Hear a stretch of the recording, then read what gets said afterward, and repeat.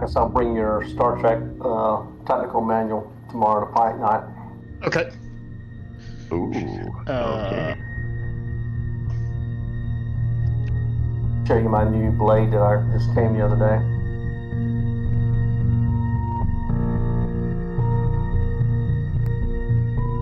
Okay, let's see how this thing looks. He did put himself in there.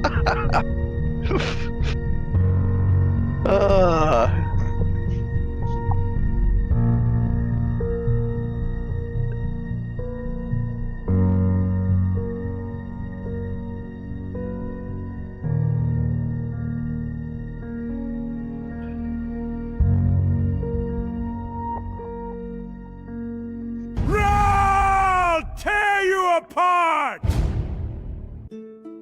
Last session, you crossed the Brumal Uplands under a thin moon to a broken watchtower, its jagged crown throwing torchlit fangs against the sky. The wind shifted and carried a harsh trio of scents. Blood, torn wool, and the heavy musk of a great predator.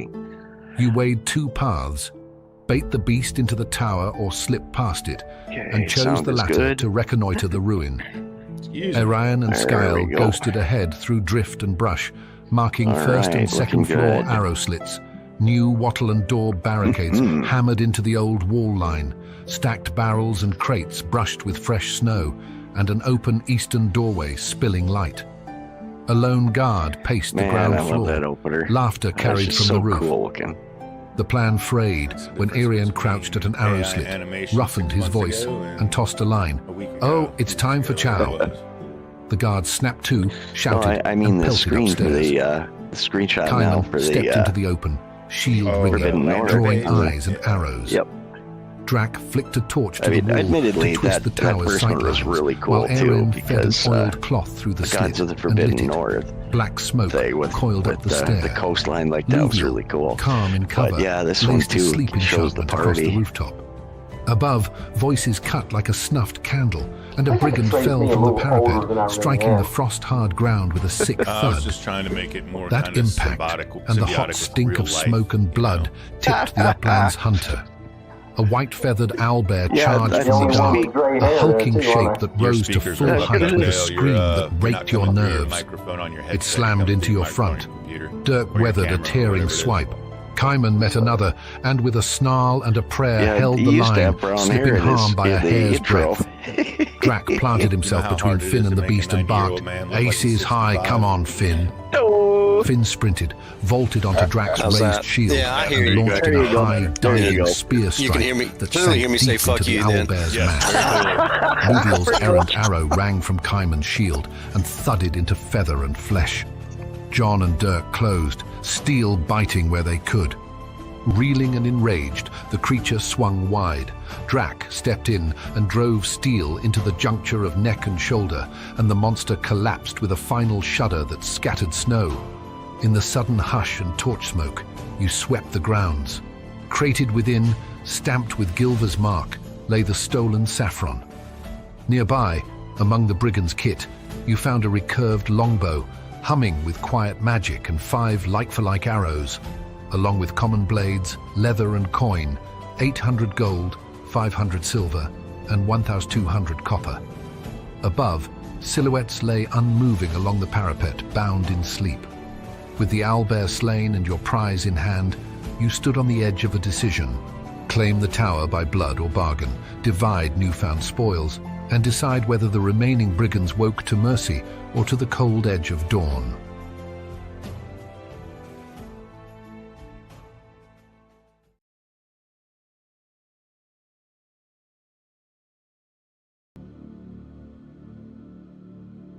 All right. What's up? What's up? Happy Thursday. Happy OSE night. Happy Gods of the Forbidden North night. We're back. Tales from the Pythian here to do it once again, or I'm not here to do it again. They're here to do it again. I'm here to just help somehow. Anyway, what's up, fellas? Hope everybody's doing good tonight. I'm going to do a little bit of housekeeping announcements real quick, and then we'll get into the party banter recap and then into the game. So first and foremost, I would like to give a huge shout out to our boy Raul. He is serving our nation proudly, regardless of what you think or where you stand. He is serving our country, which is a wonderful thing, and he's been accelerated in his deployment, and is on his way out to the West Coast, and is hereby officially, for the foreseeable future, no longer going to be able to join us.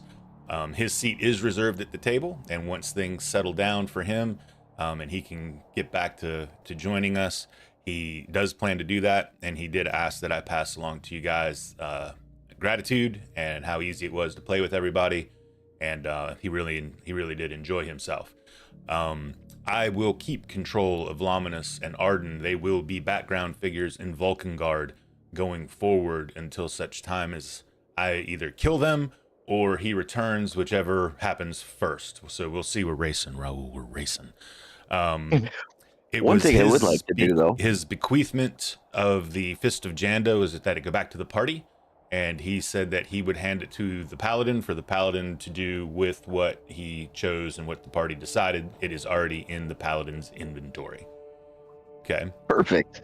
I was going to say, because I was like, he's the only other one who can use it, because you have to be lawful to be able to use it. And he's, I think, the only lawful one that's still here. Probably. And then the second piece of housekeeping is that Angus will not be joining us tonight. He is shackled by a work event. You know, when you get to be a high dollar guy like Angus, they say jump, you jump. So he's at a work event this evening, and so we will be without Drak. However, I would like to express the immense disappointment that he had about not being here. I mean, really hates that he's missing tonight, so much so that he recorded a little monologue that he wanted me to play for you guys at the beginning Get out of here. of the game. No, it's in character. It's an in character monologue, and it takes place right where we're picking back up at the end of the vanquishing of the owlbear outside of the tower. Now, I will tell you this, guys.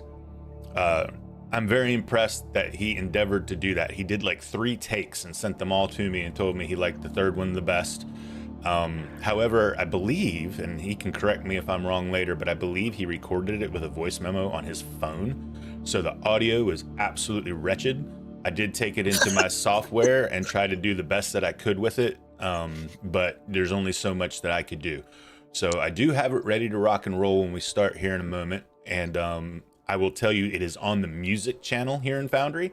You will likely have to turn it up a little bit. Okay, so just so you know, I'll let you know before I click the play button, but that's that. So, and then he obviously isn't going to disappear. I know you guys had planned to stay the night at the tower and all these sorts of things. So his physical presence will be at the tower, but once you return to the wagon, it's the only way in the world he could get me to let him be with the fucking wagon is to just not be here and leave himself out here where I have to put him with the wagon. But he will remain with the wagon because he will be back. Oh, no. I'm going to need him there for Ace's High.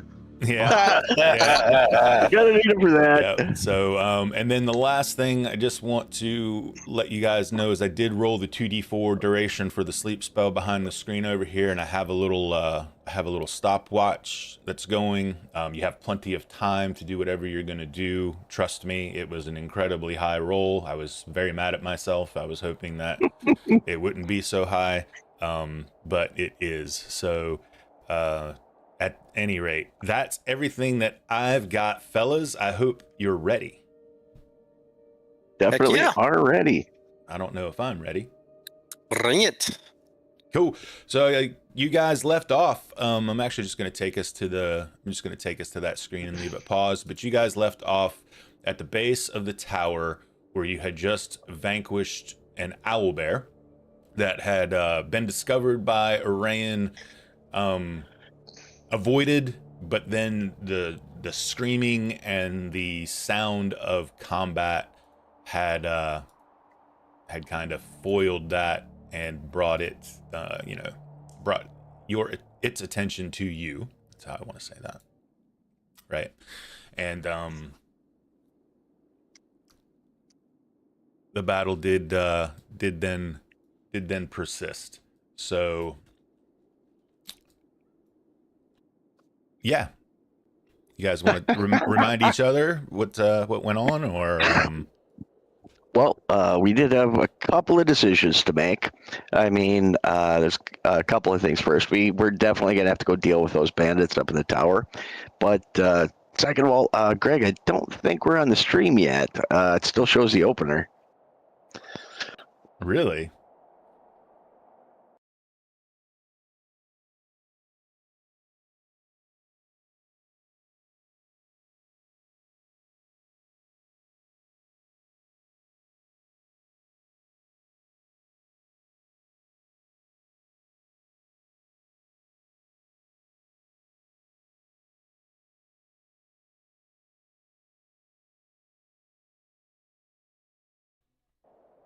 Hopefully everybody heard all of that. So if not, the very abridged version. Raul no longer with us. We'll be back one day. Rakus not, or not Rakus, Angus not here tonight. Fista Janda was given to the paladin. Drak's got a monologue he recorded. It's crazy. You're outside the tower. You killed the owlbear. The humans that are here were asleep. One is dead. Fell off the tower and crunched himself. But the remainder are sleeping. Okay. I'll handle the equipment and all that. I know you found the bow. The bow will have been found on somebody, and we're going to just back that up just a smidge when I read the intro part. So nothing was not found. Everything was found that was stated was found. I'm just, now that we have a little time, I got a little excited at the end and tried to rush through to answer the questions that were going to come. So anyway, you killed an owlbear. Okay, well, just for the quick opener here, we have kind of a decision to make, guys. Rakus last episode also brought up that likely this owlbear probably had a lair near, and they might have some owlbear eggs and possibly some treasure in the lair. Now that it's dead, we should probably go find it. But if we go do that, we're probably going to have to go ahead and just off these thieves at the top of the tower, or these bandits. Because we won't be able to leave a guard on, and we would all have to go to that lair. Did we check the owlbear's gender to see if it's a female that can lay eggs? Well, that would be up to our buddy Rakus here.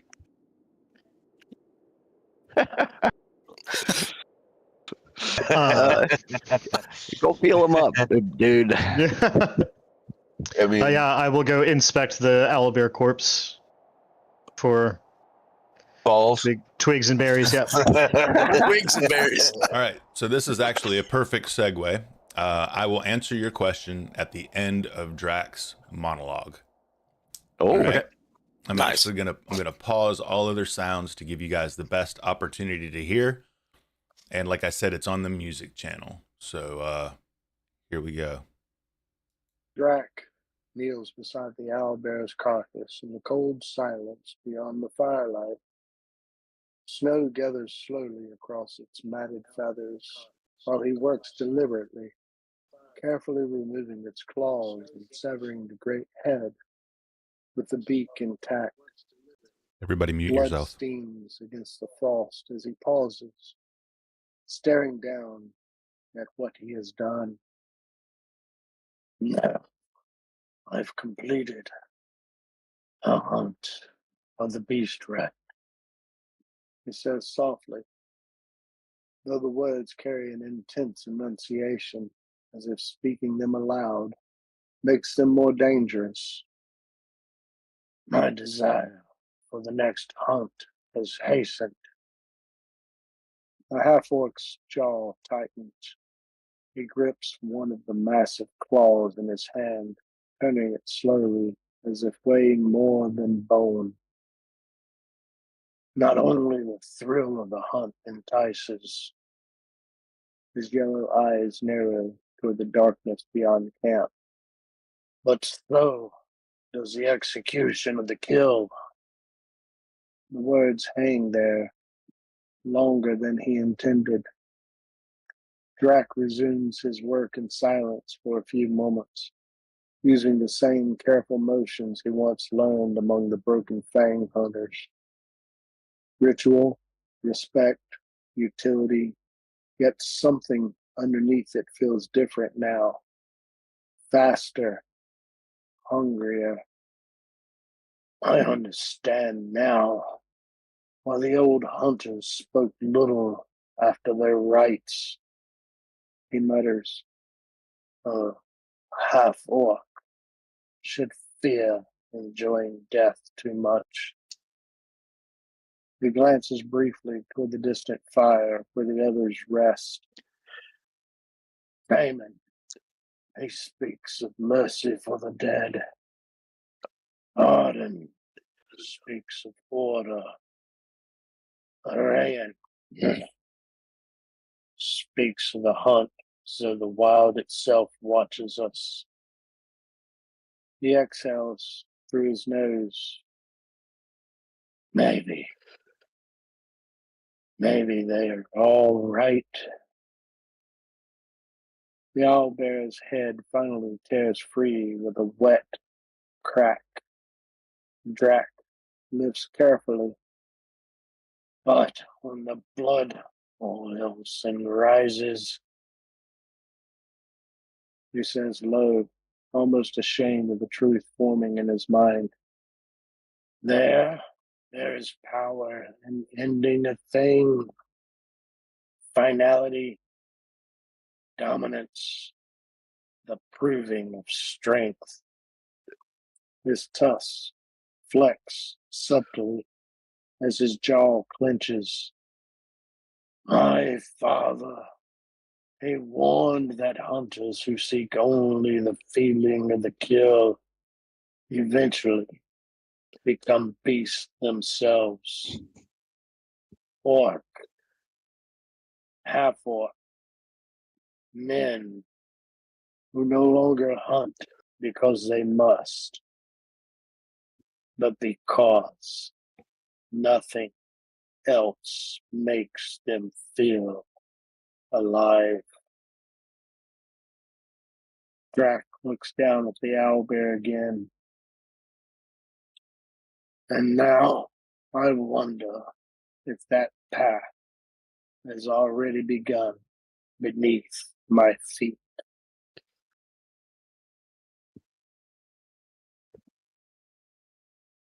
And there you have it, Drak's monologue. Pretty cool, actually. Very nice. Well done. I know. I mean, I knew Drak was really into our sessions like this, but yeah, he's just been enjoying them more and more, which is really cool. Well done, Anecdotally, Angus. Anecdotally, I will say I think Hugh actually nailed this early on with the backgrounds of the characters, and I think that both he and Angus were waiting to see how their characters developed, and he's just now kind of through the play of the game as he's RPing the character is kind of starting to define who Drak is and where he came from and why it's relevant, which is very interesting. I'm going to feel really bad when I kill him. No, you won't. No, you're right, I won't. Okay, so anyway, it's a boy. Oh. So probably no. Oh, or the female's still alive and in the nest. You still want the there's that option.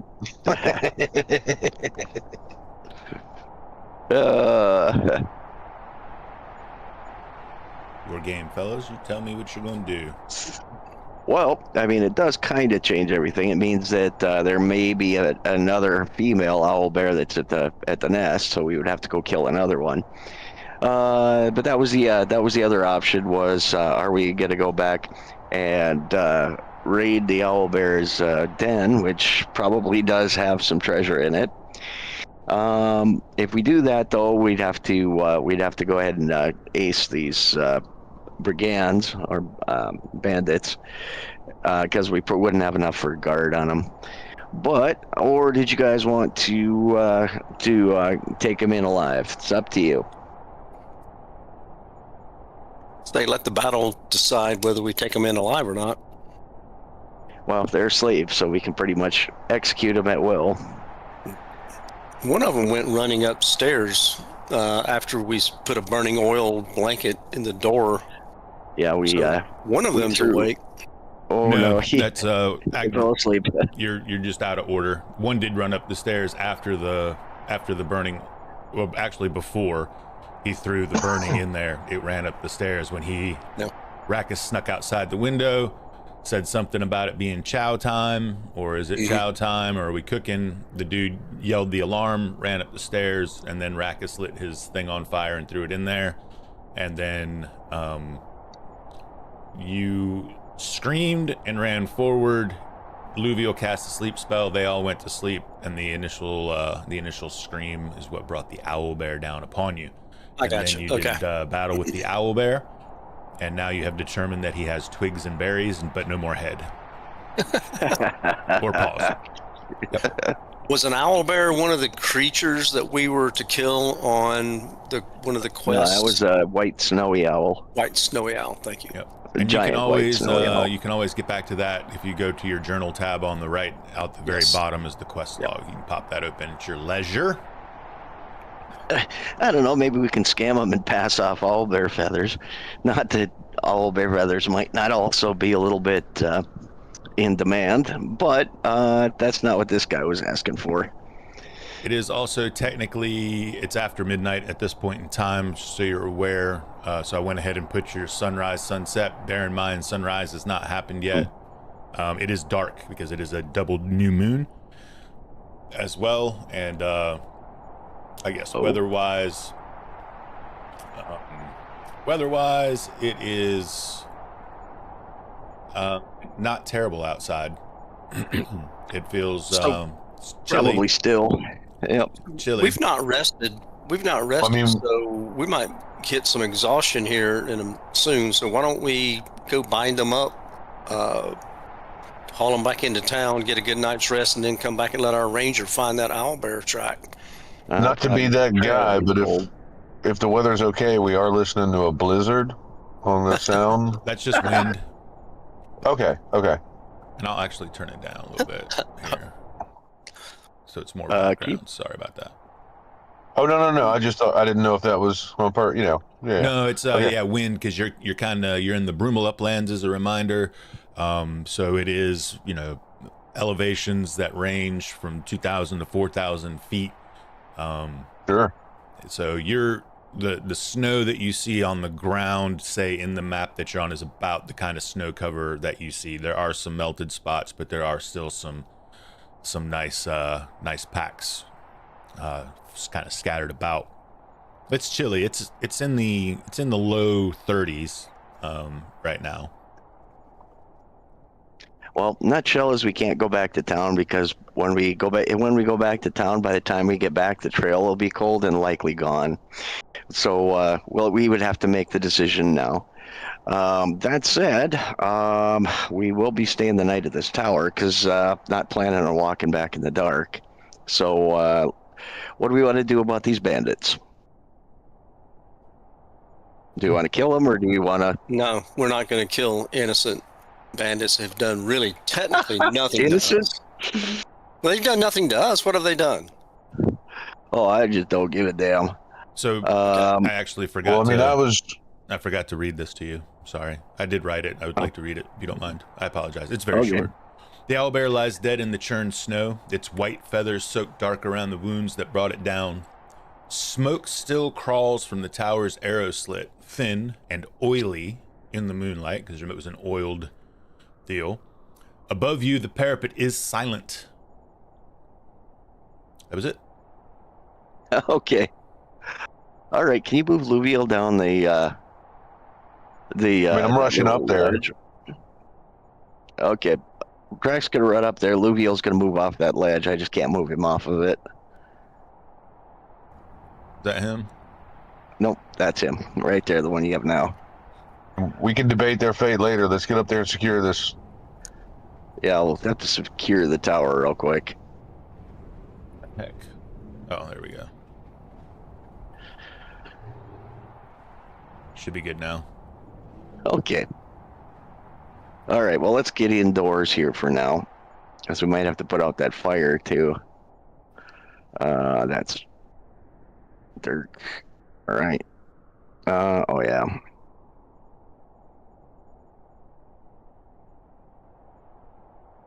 All right, so you don't have to technically move them.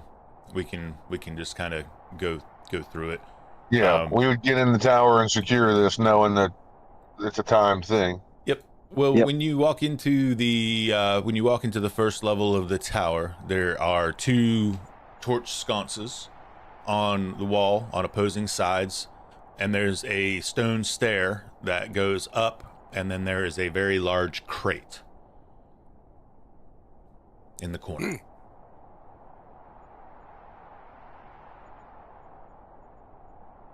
All right. Well, I think Luvial will probably take a quick look in that crate. We are going to search the place. Yeah. You did give us the treasure beforehand. Secure So. the bandits first and then search. How about that? Yeah, that's my first priority. Absolutely. Yeah, Oh my my first God, I've priority been- is not searching, it's securing the bandits. Sitting here talking for 10 minutes and I was still muted from when Zan was like, mute yourselves. You just thought it was normal every day. Nobody listens Oh to man, you, you right? thought, I thought you were just everybody was being rude. Interesting. Mhm. I'll take it. Okay. Oh, yep. I see Ran. All right. As you get to the second level of the tower, you'll see again. It's rather empty. You guys go way too fast for me. I can't keep up with the descriptions.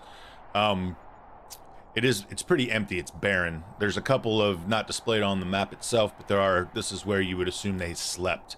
There's, bedrolls, personal effects, that sort of thing on the second floor. Proceeding up to the third floor, you find a single individual, and he has a scar that runs down the left side as you are looking at him, the left side of his face, from his forehead over his eye all the way down to about the level of the corner of his mouth. We remember him. And this looks like the sketch that was shown to you by Kumak for the man known as Cyrus the Outlaw. And so they're outlaws. He is sleeping soundly. Excellent. So we can kill them. We can kill them. You're first, though, so you were already up there. Yes, I will absolutely slit that dude's throat. Well, Okay. Greg said we were all moving together. It's not. He just said we Well, didn't have to move our tokens. He was already up there, though. Remember, we were fighting, and he was already up there, so he can do whatever he wants. That is also true. So, yeah, if you want to kill him, Rakus, you can certainly kill him. I would, and I recognize him as the bandit.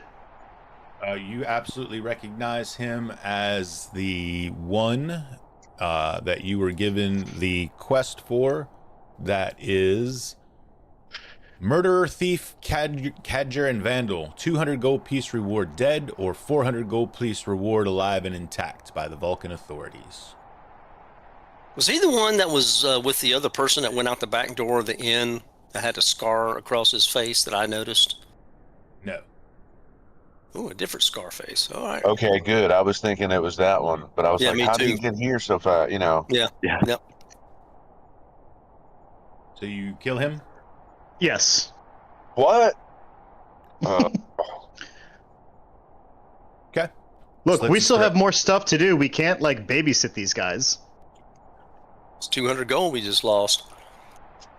And to get the 200 gold, you also have to take the saffron back and proof that you took care of him. So just Yeah, we'll have to take his head with us. I'll take his head with us, yep. All right, so you slit his throat. sorry about that.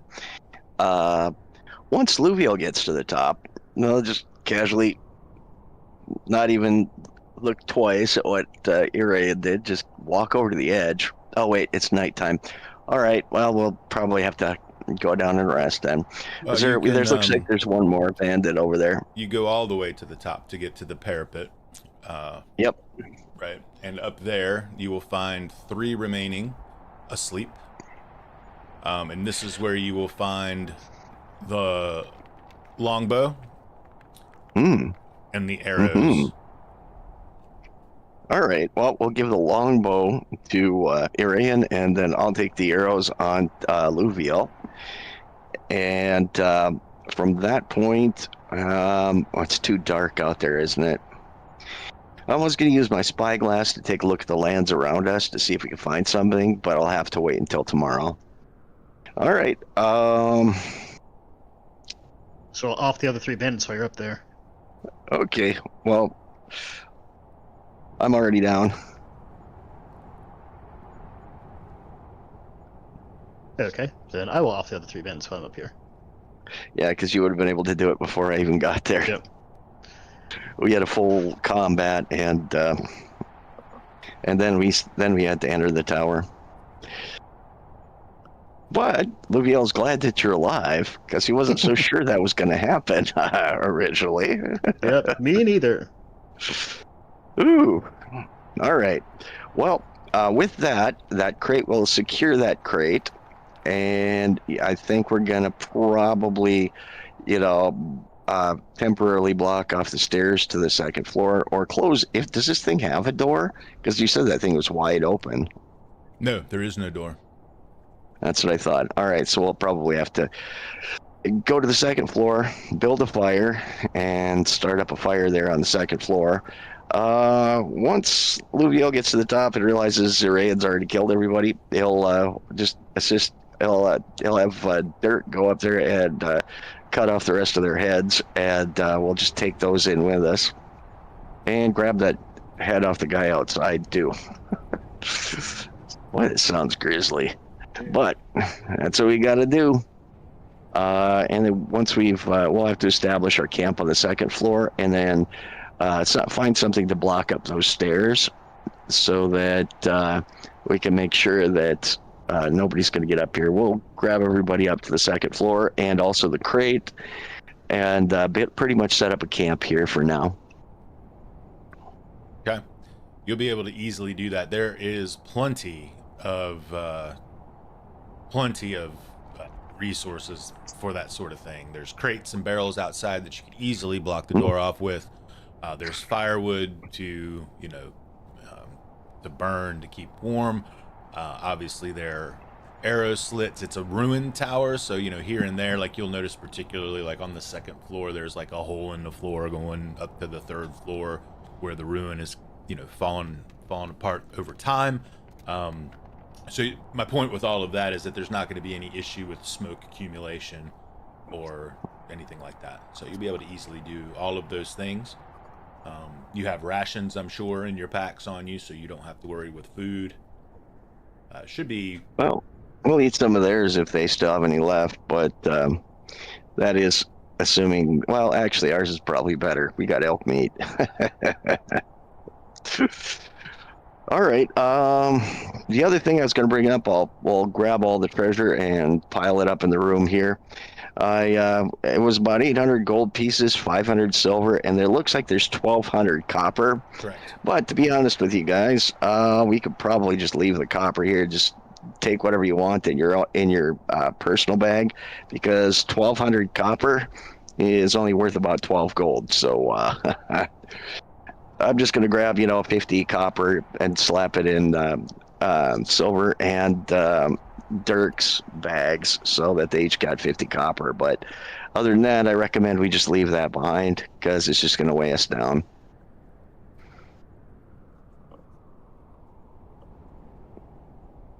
Everybody else?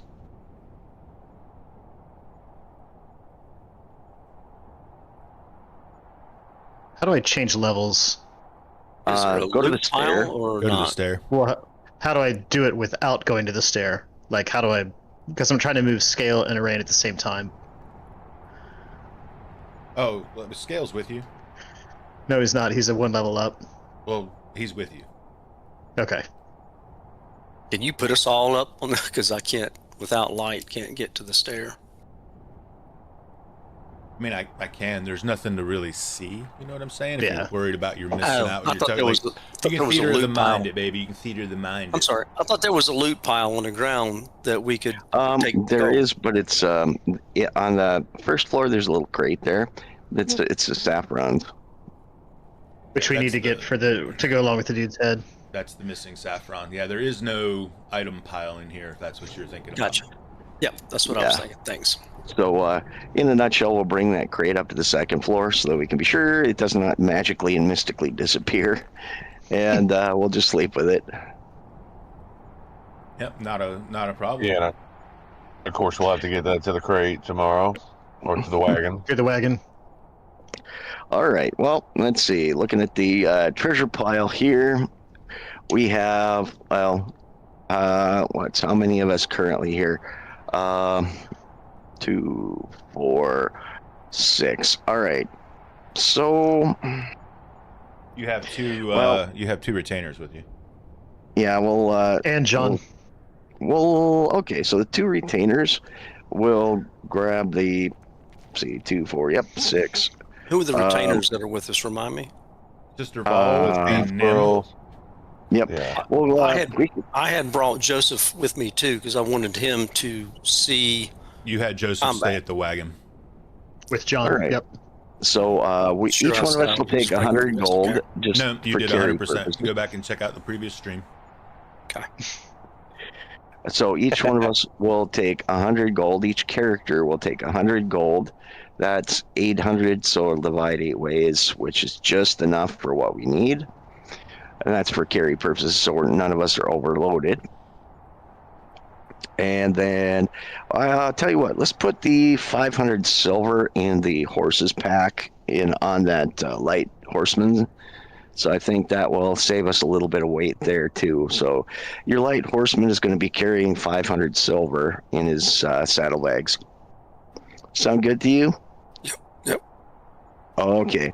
All right. Now, unless you guys really, really want to carry that copper, just dig in and give yourself as much copper as you really want to carry. I'm only taking about 50 for Luviel, 50 for Dirk the Daring. When you divide all that out, that's only going to be 12 gold pieces. So I think we're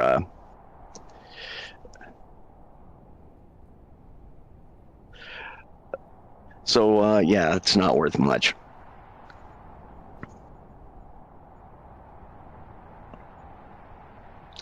And how much gold did we have? We Each. had 400 each? Yep. But everybody's gold's a little bit different There was the way we spend it. If you're talking about the gold found here, there was 800 gold found here. Yep, that we divided up 100 each. So we should each have 100 on each character, with 100 on Neem and 100 on Sister Vol. And then we put the 500 on the horses pack.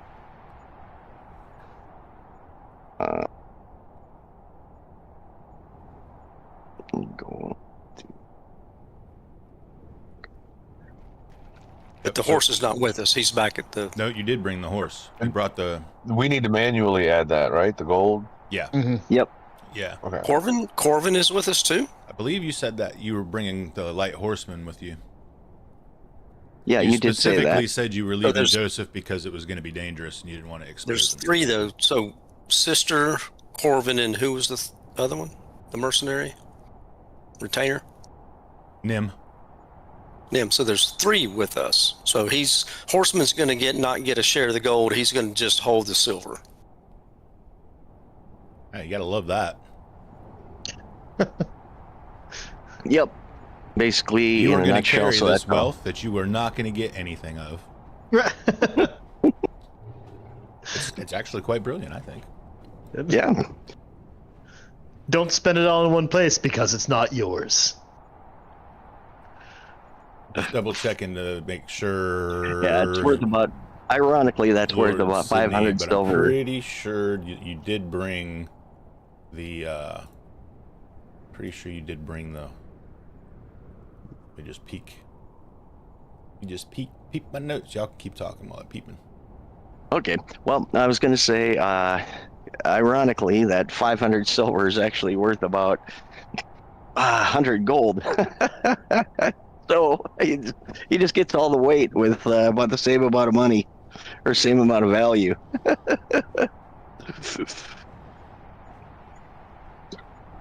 Other than that, is there anything else you guys want to do?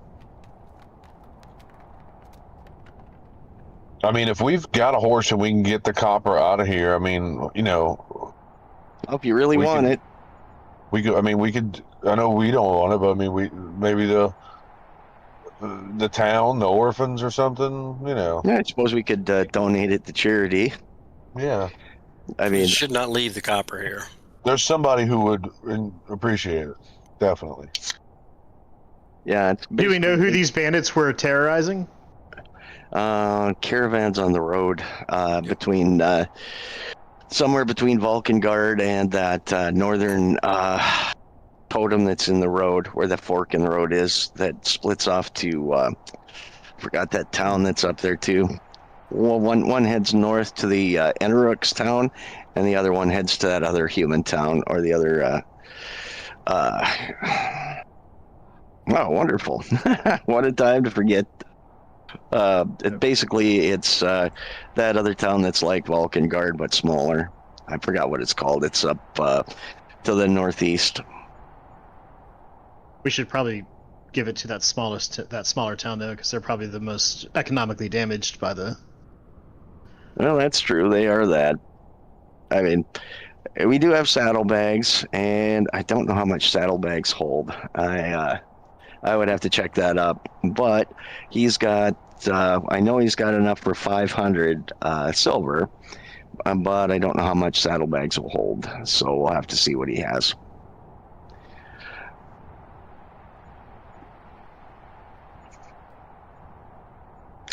All right. See, if we wouldn't have killed these bandits, we could have made them haul it.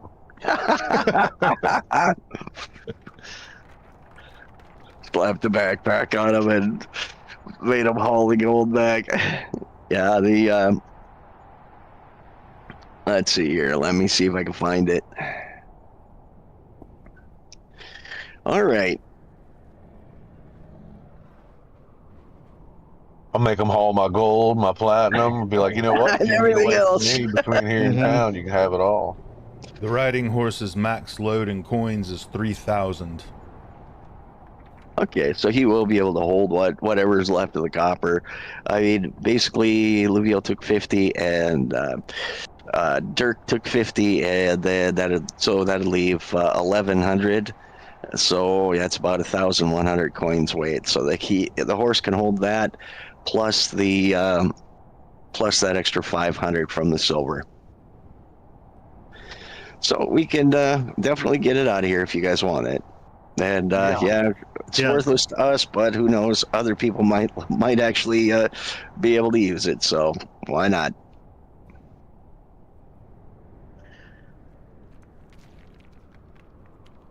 All right. Was there anything else you guys wanted to do? I think we just need to spend the night and get up and go in the morning. You bet. All right. Well, and with that, Greg, we're going to set camp. We'll set up our guard watches. Luviel will have to rest for the night because he used a spell. So that leaves 7 for the overnight shifts. And we're gonna we can bring the wagon up now, right? I was going to say, I'm not leaving Joseph overnight. Not going to happen. Well, okay, but that's going to be probably, how many hours was that to get there? It was only 2 miles. Oh, that's right. It was 2 miles. It was more or less. It was 2 miles from the tower to the road. Yeah. Because we were talking about that in RP or in the RP chat. Yeah, so probably half an hour. All right. Well, if you guys want to go get him. Now, hold up. I'll be telling you how long it'll take. You'll remember that you didn't arrive until about 10 o'clock at night. You're also in a different, you're not on a road terrain. You're in a difficult terrain. You're in the Brumal Uplands. And the terrain cost for movement there changes a little bit. You will travel 50% slower. So if you look at you do the math on your character sheet. I'll use Cayman as an example because he is the slowest of the group. So his overland is, say, 12 miles a day. So if he's got to go 2 miles at 50% speed, it'd probably take him about 2-3 hours, 4 hours-ish to get back to the wagon. That's why it was so late when you arrived. Yeah, when we arrived. Yep. And I could also remind you, if you would like, the... Well, if Gaiman wants to go back down and spend the night at the wagon, I guess he can. Was there anybody else? Because I guess Drak wanted to go down there too. So I guess those two, if they wanted to, they could probably do that. A reminder of your terrain for those asking about getting the wagon up here. Yeah, That's fair. Yeah, it's probably going to take all night to get it up here. That we could probably just more easily carry this crate to the wagon. That's what I say. We should probably then just go down to the wagon and spend the night there. Yeah, I concur. All right. I was going to say we can, but it's dark out. But all right, if you guys want to take a jaunt back down there, most of that's us have infravision, right?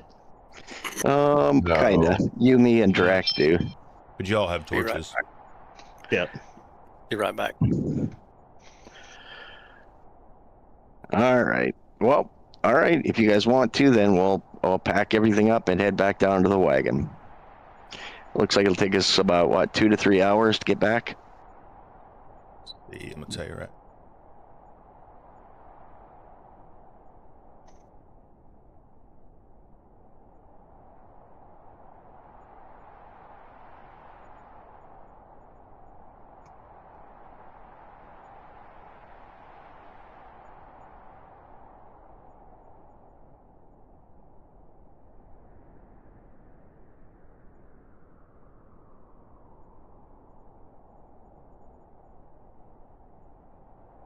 Did anybody else lose Greg? Or is that me? Oh, sorry, I was muted. No, I think he's studied. Okay. Yeah. It's going to take you about 2 hours. Okay. About Take 2 you about hours. 2 hours. Yeah. So we got here at 8. We scouted, did everything, and got into our little combat there, which would probably be about 10, maybe 11 o'clock. And then we'll head back. You want to head back down to the wagon, then that'll take us, what, another 2 hours. So it will probably get back to the wagons at about 1 o'clock, 1:30, somewhere around in there. Wait a minute. I'm sorry, I did my math at 24. Cayman's at 12.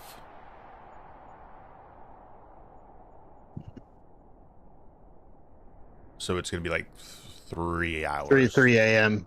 Yeah, it'll be 3 hours. All right. Sorry about that. So- I keep forgetting he's 12. Around that time. All right. So when we get back to the wagon. If we shove him downhill, will it go fast? Yeah, let's throw Cayman down the hill. We'll make a big snowball. All right. So 3 hours pass. You arrive back at the wagon with all of your things in tow. And it is as you left it, the two footmen, I believe they were footmen, right? We're just gonna use that word. We know what they are. There's two mercenary footmen, a light footman, I believe. One of them is standing guard as you approach. One of them is on the other side of the wagon, kind of tending to the fire. All right, Dirk will wave him down. Dirk waves him down and then lets him know about the success of the operation and that we did manage to find the crate and the 5 heads of the 5 bandits. It's pretty nasty up there, though, because we ended up fighting an owlbear, too. I'm sure Drak's showing off his little owlbear head. And then we'll set up a camp here, and then we'll probably go ahead and rest for the night. Oh, you didn't even mention my move. I'll let you tell that over the campfire. You can probably tell it better than me anyway. Oh, it wasn't All nothing right. special. Oh, wait. No, we can't go to... All right, fine. All right. Well, that kind of blew what I was going to do out of the water. But, well, maybe we'll go up there tomorrow again. All right. Well, we'll go ahead and stay the night. Down here at the crypt until morning. Or at the wagon. Was Joseph asleep? Oh yeah, he's fast asleep. Yeah, good deal. He's done his prayers. That's good. You gonna cuddle up next to him? No, I will stand guard. I will sleep near him. Yes, he's under my charge, so of course I would. Yeah. John sees the rest of the party returning. He goes to sleep. Ooh, map. All right. Well, the other thing I want to do once that's done, Greg, we want to rest overnight. I'd like to go back up to that tower and take a look at the spyglass. Take a look through the spyglass at the neighboring hexes around us. That tower, go to the very top of the tower and just basically take a look at around the hexes. So that'd be 12, 21, 13, 22. I don't know if we're going to get much out of 13, 23 because that's more hills. But I'd like to look for any structures that we might see in any of those 3 hexes.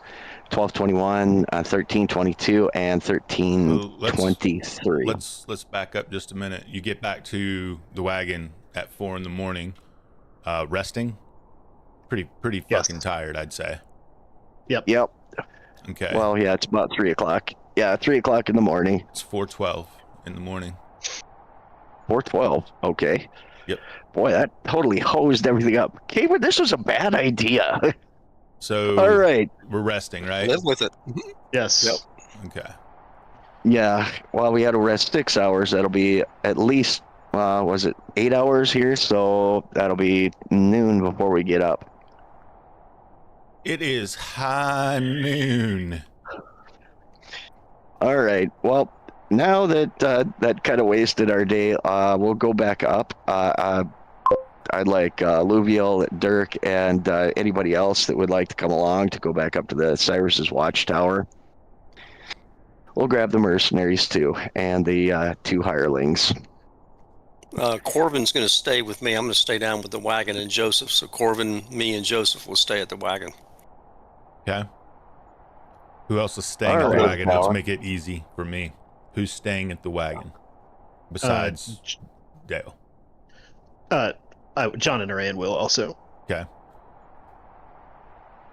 All right. So it sounds like Dirk, Luviel, Vol, Nim, and Hugh going back up, traveling back up to. Yep, the tower. Okay. So for full transparency, let me just give you so you know this information. Vol is very, very slow, just so you know. Yeah. She's actually probably slower than Dale. Really? Oh, that's right. She has no strength. Yep. Yeah. She's wearing full plate? Wow. Yeah. So she's staying at the wagon. Okay. Yeah, we'll leave her behind then. All right. Nim's a different story. Yeah, she's quick. Okay. All right. So we have Dirk, Luviel, Finn, sorry. Dirk, Luviel, Finn, and Nim are going back to the tower. Yep, along with the 2 mercenaries. Along with our 2 footmen. All right. Along with the footmen. So that's Bryn Tallow. Okay, cool. Who was the other? Yeah, Bryn Tallow. All right. You it takes you about 2 hours for your second walk up the terrain. All right. Well, I'm going to have Nim go ahead and scout the area out real quick, just in case anything else showed up there. And then if she doesn't see anything, then when she comes back, we'll move up to the tower And then I'm going to have Luhiel go up to the top of the tower with his spyglass. And he's going to take a look into 1221, 1322, and 1323. I know he probably won't be able to see much in 1323, but in the remote chance he can see any kind of structures or, like caves or standing stones or anything, like a temple or something like that in any of those 3 hexes, I'd like to be looking for that type of thing. Something that would be large enough you'd be able to see it. Sure. Okay. So you guys, you make the climb. You make the climb up, and you get to the top of the tower. You can see pretty clearly north, and pretty clearly northwest, west, and southwest and south. The southeast, yeah, there's no. It's going to be rough. No way you're going to see anything, and you have to also understand that the tower isn't the center, highest point of the terrain surrounding you, right? So to the north of you, you are able to see. It looks like some kind of. And it's hard to make out, but it looks like some kind of destroyed wooden something. Doesn't look like a house. Doesn't look like a building. But maybe a windmill or a tower or something. It is some kind of. You can kind of pick out like a little trail that runs to the west. You would assume that went back to the Ostian Road. Okay. I mean, does it? And then on the Ostian Road, which you can see when you look to kind of like the northwest, on the Ostian Road. I wonder why. Oh, there we go. I wonder why. I'm gonna assume you probably do not see, but you see a column of horsemen.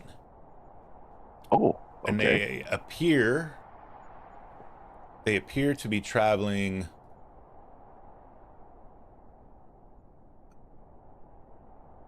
north. North, okay. All right. And probably column's probably a strong word. It's a group of horsemen that's very obviously wearing armor, because it does glint in the sun. Yeah, logic would say maybe something to, Vulcan Guard, maybe one of the Vulcan patrols. Probably, yeah. But yep. All right. So what do I see in 1322 then? So we got something wood, something like something that looks like something. You don't see anything. Like I said, it's not the highest point you're not at the highest point. You're blocked off in your view. You can't see into 1322 from where you're at. Okay. You can see 1221, 1122, 1123, and 1222. Or 23, rather. So nothing. Okay, so it was completely worthless anyway. All right, well, we'll go back down the hill then. Back down the hill you go. So about 2 more hours pass. So let me pop you. So it's been now about up and down 4 hours. It's about almost 4:30 in the evening now. All right. Well, we'll have to stay here another day, and then we'll pack up the wagon, and then we'll head back. Unless you guys wanted to go for that owlbear. Why don't we head back to Vulcangard? We can get back there. No, it's more than it's 2 days travel. Yeah, it's at least 3 days. I forgot it's 2 day travel. Yep. It's like 4 days. Yeah, it's about 4 days. Yep. All right. Well, yeah, you're really at a point. You're really at a point where, we're like running out and going for the mulligan and coming back is kind of. You gotta. Yeah, it's not gonna happen. you wanna probably try to do more. You want to be better. All right. Want to Well, once we get down to the do wagon, better. I'll let everybody know that we were unable to see anything into the 1322 hex, which I'll point it out on our map. And there was just too much terrain in the way at 1323. So I was unable to find any kind of additional structures in any of those. So since we don't have anything that outright screams someplace to go, then there's no reason to stay here. We could probably head back. Yeah, we don't want to carry 5 heads with us for 2, 3, 4 weeks, right? Well, it's cold out, so we're not going to have to worry about that. But it wasn't below freezing, but yeah, I agree. We probably ought to just go collect our reward for Cyrus, resupply, and then go forth, and then not plan on coming back to Vulcangard. yeah, I'm short of anything else we have out here. I was unable to see anything from the tower. I was hoping I would. If I saw some structures, I would have said, yeah, why don't we hit those up first? But looks like I'm not going to get anything. So, all right, nothing else but the wagon. So we'll go ahead and where's the wagon at? Oh, there it is. We'll go ahead and move the wagon into 1123. You're not going to rest. You're going to move 4:20 in the afternoon. Well, yeah, we're going to stay the night first, but night? All right, let me. Yeah. Do we want to move a little bit? Guys. I was going to say, do we want to move some while there's? You're not. Is it dark yet? So where your token It won't make much you're difference. You're not technically. The wagon's not technically in that spot. That's correct. Yeah. That's true. Yeah, you're technically. The wagon is technically in 1223. I'm just not moving it yet because I don't want to. When I move it, it's going to go ahead and take time, and so I'll let it take part of your rest time. I'm just trying to be. I see. That's I'm trying to game the software mechanic. So you are going to spend the night, and you're going to go into 1123 next, is what I'm hearing. I believe so, yeah. All right, so I'm going to move this here. It's only going to take 2.7 hours. And not the time. 6. You're just going to stay till dawn, right? Yep.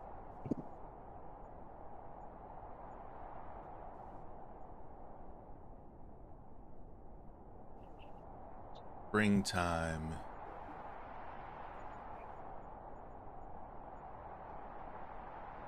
Right. You wake up to a very beautiful, clear, sunny day. As you roll back from the like side road, we're gonna call it for now, into the main Ostian road, and you can go wherever you wish. All right. Well, let's go ahead and continue down the road then. Back towards Vulcangard. Towards Vulcangard, you going all the way to Vulcangard? Yeah, we're gonna go all the way to Vulcangard. See, I think I can do this.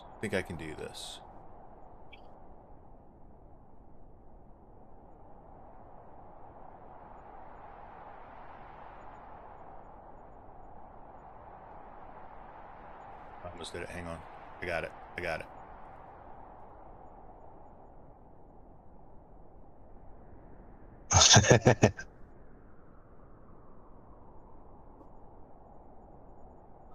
I did it finally. Oh, isn't it like There it goes. Is it There it goes. rolling for random encounters? Yeah. That's crazy. This guy. So you're gonna make it back. See if you. Yeah, there we go. I was expecting that to happen. Lens, Speed Road, and we're back in. And it's going to be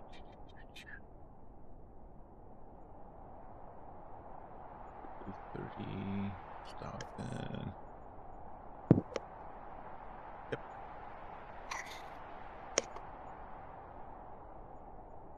All right. You make it back into Vulcangard.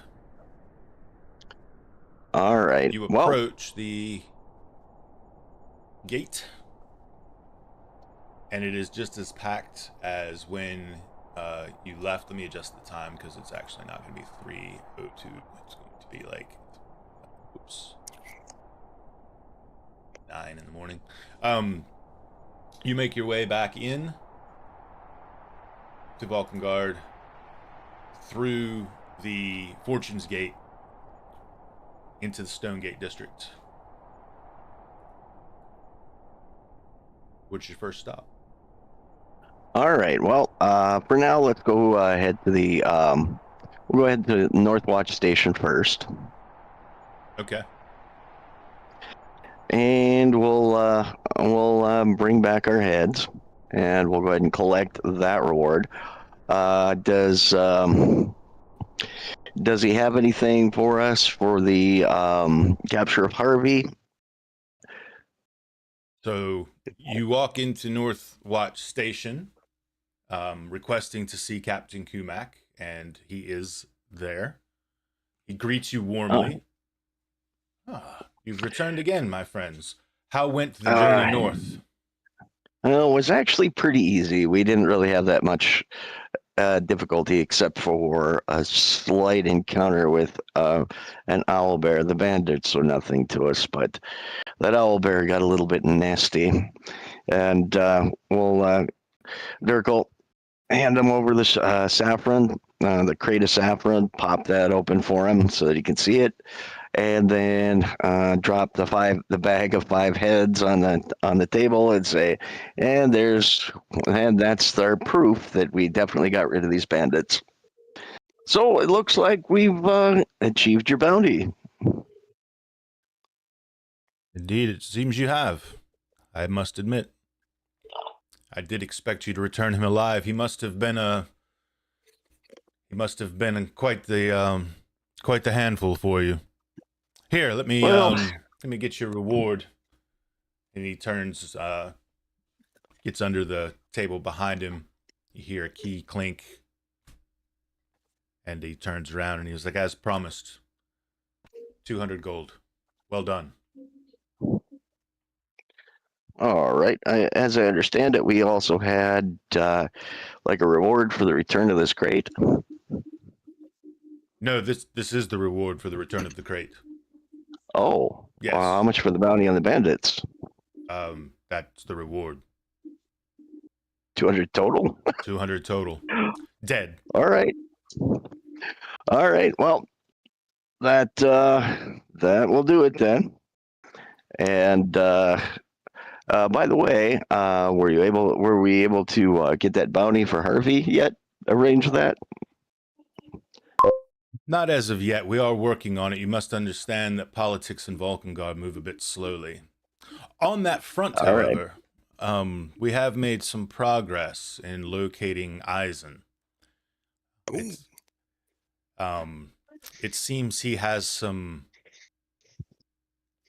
It seems he either has some deep pockets or he has friends that do. He was able to retain a pretty well-known defense wizard. As you may or may not know, in Valkengard, our investigations and court proceedings utilize those of the arcane arts. And at any rate, I'll keep you posted on how this goes. All right. I guess we'll have to leave it at that then. With that, I'll bid you farewell, and we'll take our leave. Before we leave, Captain Kumak, may I ask Lady Thoris and Ithris's conditions, how they fare? They are well. We have provided them a home in the Stonegate district, which we keep a 4-man watch on through rotation every day. So they're doing well. We want to ensure that their well-being is maintained because, as you can imagine, when the time comes, and he says when with a point as he looks at Luvial and says, when we bring Eisen to justice, we will rely on their testimony as well as yours for the prosecution. Very well. I'll go out to Corvin and I'll take 100 silver and in a bag and give it to Captain Kumak. would you give this silver to Lady Tharis and Ithris, please? You're going to rely on our testimony, right? Well, partly, yes, your testimony. I believe you said when you were here last that you would be willing to testify against Eisen. Absolutely. Absolutely. When is this going to be? That I cannot answer, my friend. It is complicated. I mean, we want to make ourselves available. Also, Certainly. what's the name of this wizard that he's hired?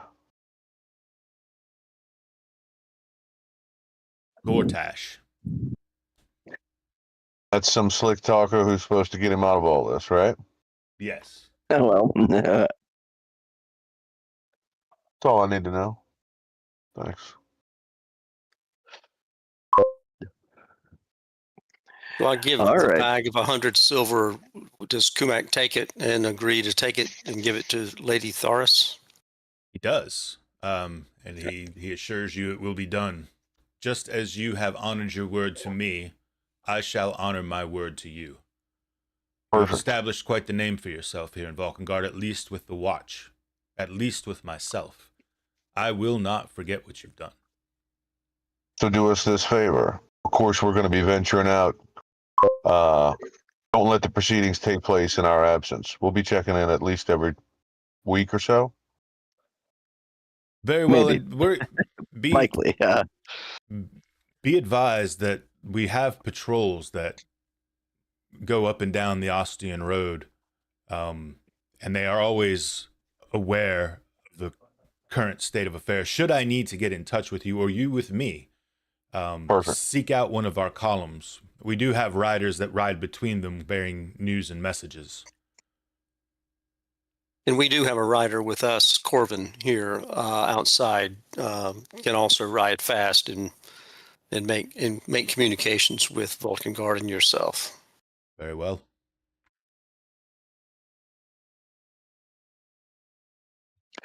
Anything else anybody needs here? Not here. I would like to go check on the status of the full plate order at Hakon's Forge at some point in time today, but not obviously here at. Yeah, we haven't been out long enough.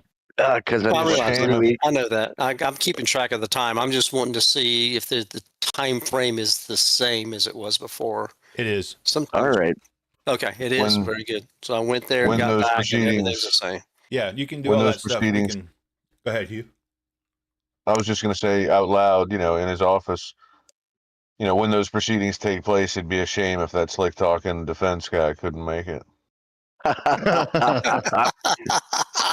And he looks at you and he says, well, I'm sure that he will. I'm just saying. Just saying. Just saying. He just wants to kill Gortash in every timeline. Well, I do have one place I need Luviel to go, and that's going to be up at the Areopagus with that little eye we found in the little locket. I would like to take that up to them and have them take a look at it and let us know what that is. Yeah, totally can do that. I'll tell you what, we're going to do a quick little break. We'll take 5, 7, something like that. Not quite 10. And I wasn't talking about killing anybody, you murder hobos. What if you got tied up? They are some murder hobos, I'm going to tell you. So 5, 7 minutes, just quick. Sorry about throwing out the name Gortash, but I didn't have a name prepared. And so that was the first thing that came to my mind. So I totally bit it. I'll probably change his name because that's kind of lame. I mean, come on, let's admit it. Lord Sydney, I just want to give you a shout, man. I know you don't look at this, look at anything when, on the YouTube when we're streaming, but there is a gentleman that said that he loves the RP of your aspirant and thinks it's super cool. Very cool. And he also says that his players didn't give a shit about the lady and the boy, and he thinks it's cool that you guys, I'm paraphrasing here, he thinks that it's cool that you guys went after that, but we appreciate that. Thank you. So we'll be back 5, 7, and then we'll handle. You think about anything anybody needs to do. So we're going to do the Areopagus. We're going to do checking on the armor, whatever you're going to do. And we're going to try to run down through it. Cool? And then after that, Greg, since we don't have anything else after that, just for preparation, we'll probably head to that other X that was out towards the coast. That was a possible location of the Tomb of Morcall. So for now, what is that? Yeah, so for now, we're going to handle all of our regular in-town stuff, the eye, and he wants to check on his plate mail. And unless anybody else has anything after that, that's probably where we'll go. Eudemus. All right. We'll be back after these messages.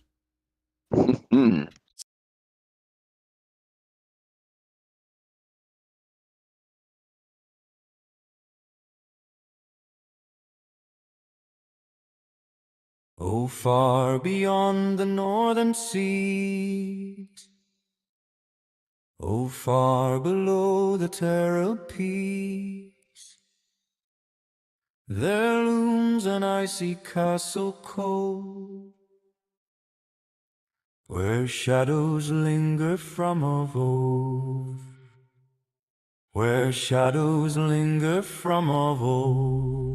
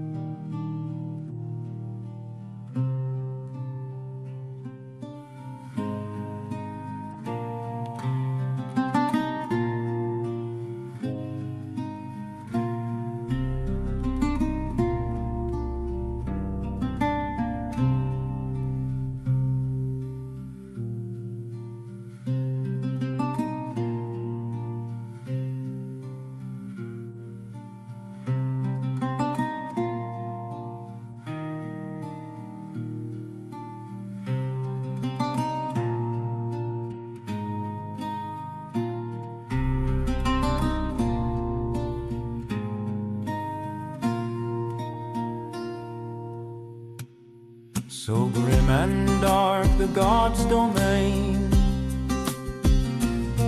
200 years of foulest rain, 2 dreadful days on red sand bone. Our brave sons fell and died alone.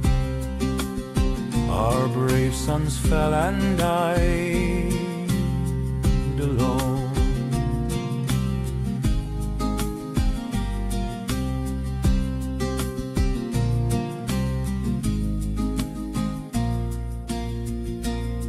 With trumpet sound we did retreat, but courage seized, returned our fleet. The restless dead in nettles moan. His army's gone, he's overthrown. His army's gone, he's overthrown.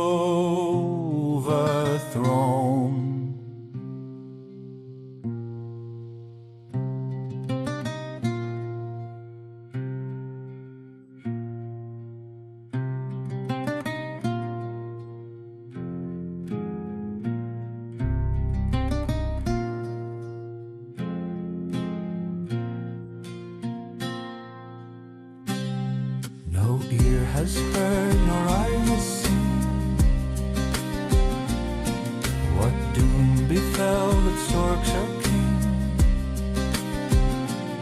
Still mountains sway with fallen snow,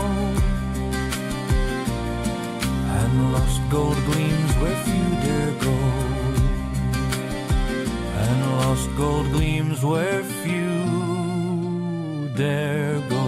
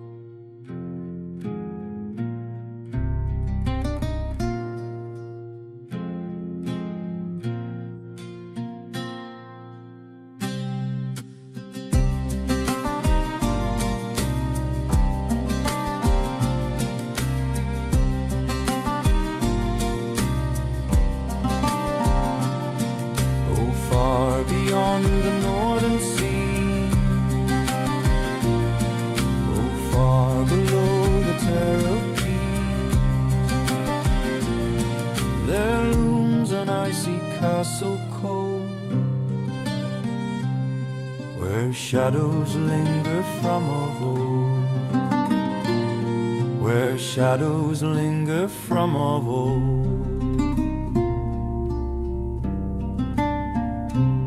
So grim and dark the gods' domain, 200 years of foulest rain, 2 dreadful days on red sand bone. Our brave sons fell and died alone. Our brave sons fell and died alone.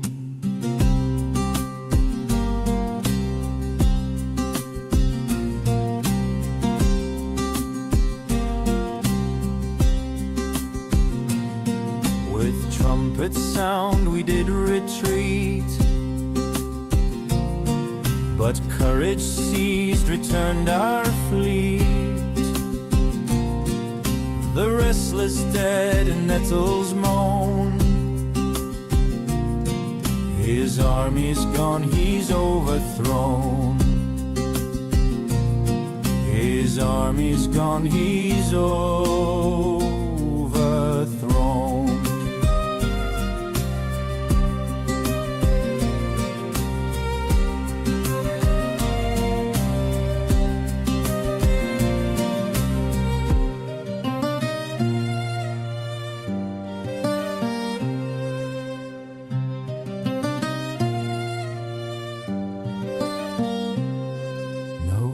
Has heard nor eye has seen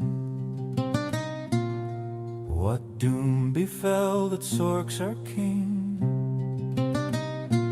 Still mountains sway with fallen snow, and lost gold gleams where few dare go, and lost gold gleams where few dare go.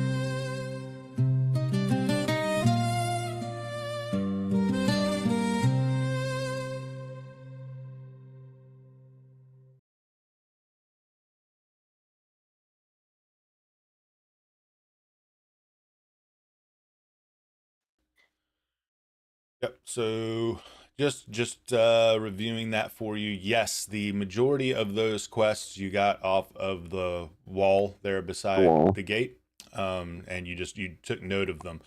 The 2 that are not from the gate are obviously the treasure map that you found in Ellendon, and the Eye of Jakara and Morcall's tomb one. Yep. The other stuff that's a little bit far to the north to be able to follow our treasure map yet. So we're going to go after some low-hanging fruit at that northern X there. Well, yep. Back to the library, which is where you're going here. Yeah, sorry. I thought you were done with the map. Yeah, you guys talk through that for a minute. Just to let you know, the map. Yep. Up north, just almost slightly, would be northeast of Valkengard there in Hex 821, where that second crossbones are. Up there in that hilly district, that's where our destination will be once we finish up our town business here. So we're gonna resupply, pack up, get more food. Although we still have quite a bit left of our rations, I'd imagine, since we had that elk. And after that, we will probably but anyway, that's just going to be our destination. Is probably there. So other than that, and for the crowd, that might not know the crossbone, the X's here on this map, they recovered from a map they found on Zarkan's body when they killed him. They investigated the first one last week or week before. Okay. Or 2 weeks ago. However freaking long it is. All right. So I'm going to handle this from the top down. The only people I have doing anything are Lord Sydney with armor and Silver with the Areopagus. Yep. Okay. So they're both. I mean, I'm going to go with him to the shop, to the armor shop where I commission the spears. Oh yeah. Mm-hmm. Yep. Yeah, the spears commissioned. The good news is they're both in Stonegate, and they're basically right across from each other. The Areopagus and Hakon's Forge. They're right there together. Yep, they're right next to each other. I'll do this individually, but it will happen simultaneously, in the interest of keeping things going. So let's do Hakon's Forge. So you travel from Northwatch Station in Joyside, take the road, the main road up into Stonegate, and it is as it was upon your previous visit here. Pretty busy. You see Hakon back there working away at the anvil, and you see the same guy that you spoke with when you came, kind of waiting on customers.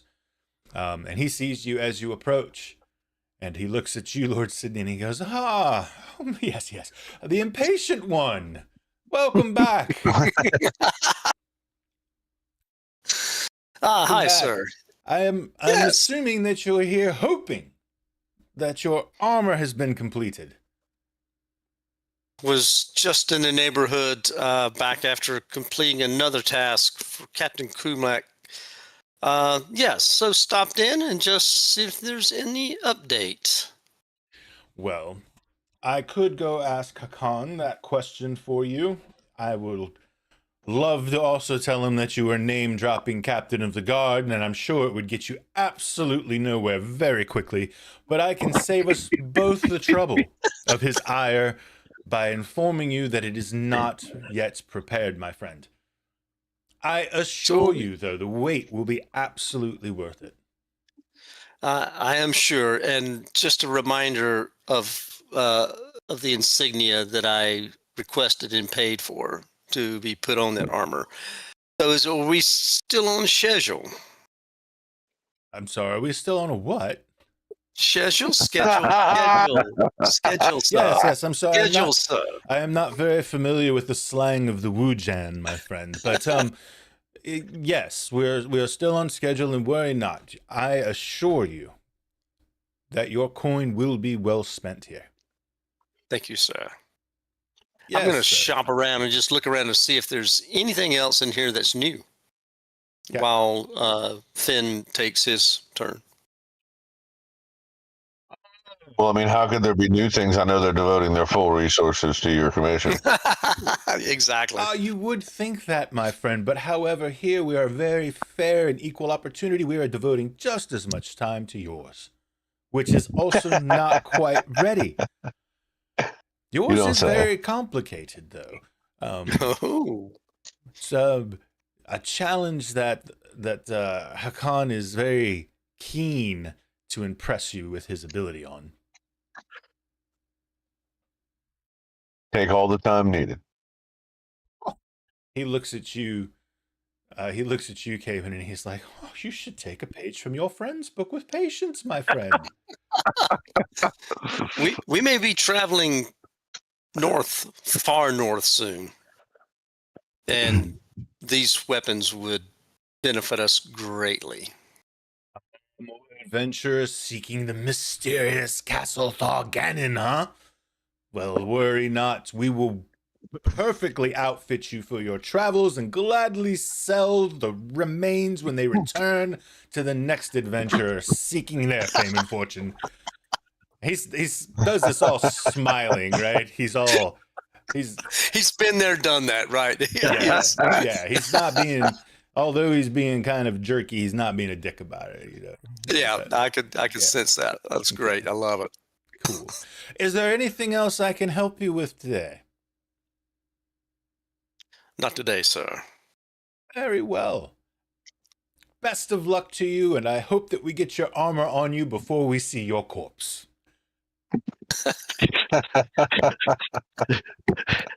Classic. Yeah, this guy. All right, Luvial. You Hmm. enter into the area pages, which is very library-like, very studious, very quiet. Lots of not lots, but there are people in here, very obviously studying, researching these sorts of things. All right. Well, he'd like to go to Luvial. Stops, looks around, and tries to find a desk or somebody that looks like they might be a librarian or somebody in charge. 100%. Okay. You very, very easily are able to spot a woman that seems to be in charge. She definitely immediately you recognize that she is Wujen. She's definitely not Hadean or Enaruk. We'll put it that way. At least she does not. She's definitely not Enaruk, and if she's Hadean, she does not look the part. Yeah. Right. Perhaps she could be from some far-flung. Perhaps she could be from some far-flung region of the empire prior to its collapse. The Far East. But you know, you don't peg her as Wujen. All right. We'll walk up to her. Luviel walks up to her, and he says, hello there. My name is Luviel. I've come seeking the services of some of the library staff, the Areopagus. Where can I find somebody who might be able to look at an item and be able to tell us what it is? Oh, you have found her. Oh, well, Greetings. isn't that lucky? Your name, madam? I am Heng Sing Yu. Heng Sing Yu. I have something to show you. It looks to be. It actually starts digging into his back.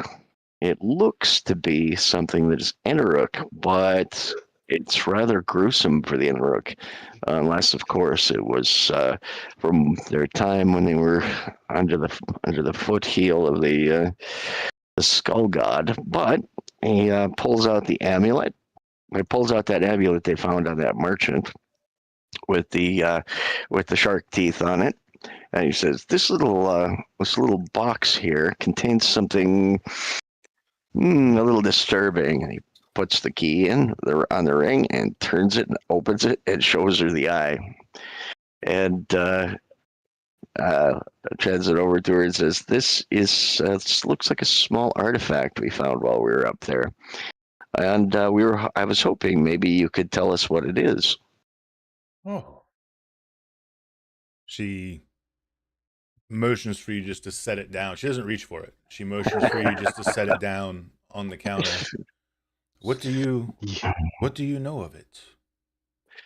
Not much. We found it on what appeared to be a dead wizard, and a little off the road. So it looks like he was probably ambushed by something or someone. And this was what we found. It opens with this small ring little key, and the rather unnerving little eye there is just a little disturbed by it, because it does not look like something normally worn by the Enaruk. So that's why we've come here, to see what this actually is. See. Were you able to investigate it to any degree? No, not at all. We were a little leery of doing so. Obviously, sometimes there are cursed objects in the north, so we didn't want to take the chance of it. We wanted to make sure we knew what we had before we decided what to do with it. Cursed, you say? Do you know it to be magical? Yes, it is magical. The eye specifically is magical. The necklace itself, the rest of the necklace wasn't, but the eye specifically was. So that's all we know about it. Okay. So what you were looking for is some research into this artifact to see what it may or may not be. Correct. Okay. Let me see. Are you willing to leave it then? Yes, we don't necessarily need it currently, and it's rather unnerving to be carrying it, so I suppose it would probably be safe to do it here, to leave it here. Certainly. Very well. We will see. Pardon me. Let me consult with a colleague to give you a price on the research of this. Magical with an eye in it. There must be divination or something along those lines. And she kind of walks away as she's talking, kind of mumbling to herself. And some 10 minutes later, she comes back and she says, we can do the research to attempt to establish what this is. We anticipate it will take us at least a couple of weeks, and it would be 200 gold. All right, that's fine. You pay upon your return. Okay. There's no point me having your item and your money. Oh, there was one other thing I wanted to ask about. Do you happen to have any protection from evil scrolls, or perhaps read languages scrolls while I'm here? See what they've got.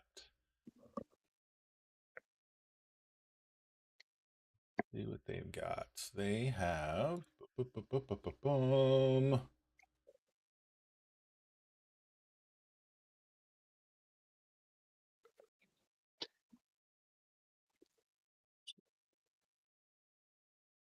Down here, I betcha.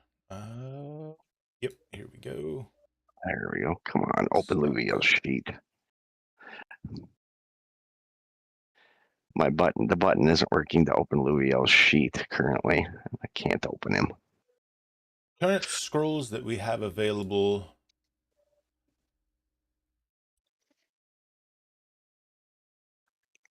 do not pertain to protection from evil. We have a detect evil scroll. Not quite what I'm interested in. We do rotate our stock weekly.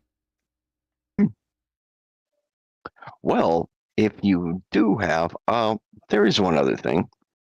I do have this scroll of, excuse me, I'm unable to find it right now, but I do have a scroll of, it appears to be Wraithform, and since nobody can use it, I would be willing to trade that for a scroll of darkness. I would be able to even put that on our layaway plan here, to trade for protection from evil scroll or read languages scroll should they come in. If you would hold them for me, I would be much obliged, and I can leave this in trade for you. Do you want to leave the two with her in exchange for the research, is what I'm hearing? Okay. Well, for the no, they're way more than their research is going to be. The research is going to be only 200 gold. One of those scrolls is worth like 1,000 or 2,000.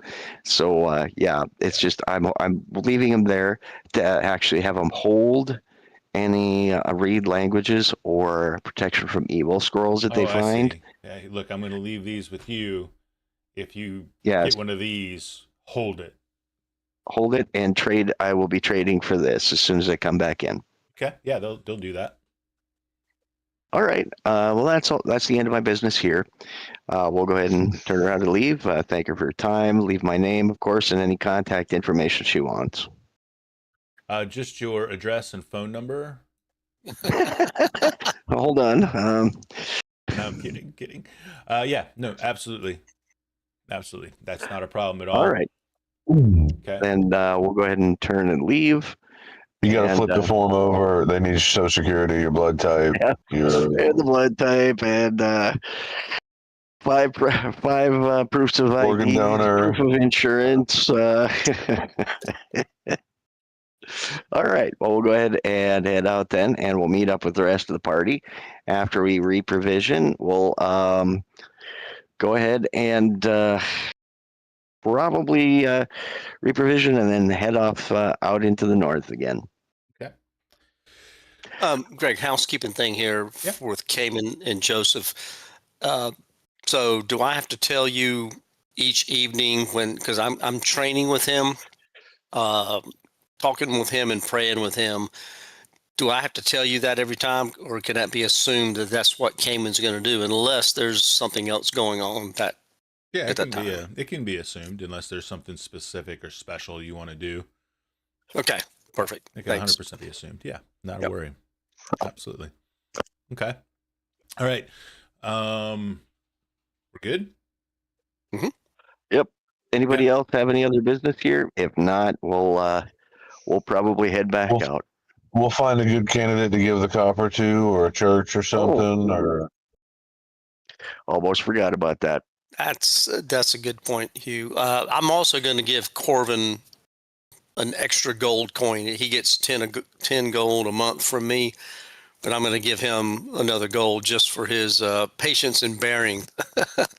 Well, the other thing we should probably do, guys, if you're okay with it, let's hand out 10 silvers to each of our hirelings just as a bonus. sure, if they've got 100%. business while we're here in town. Yes. Yeah. Just say, all right, guys, hey, here's your bonus. We're still paying you for what we were going to pay you, but here's a little bonus for the last trip. So, yeah, there's that. I'll let these guys do what they want to do with that copper, so we'll just go from there. Okay. So you're going to I'll look let you handle around that with for, them.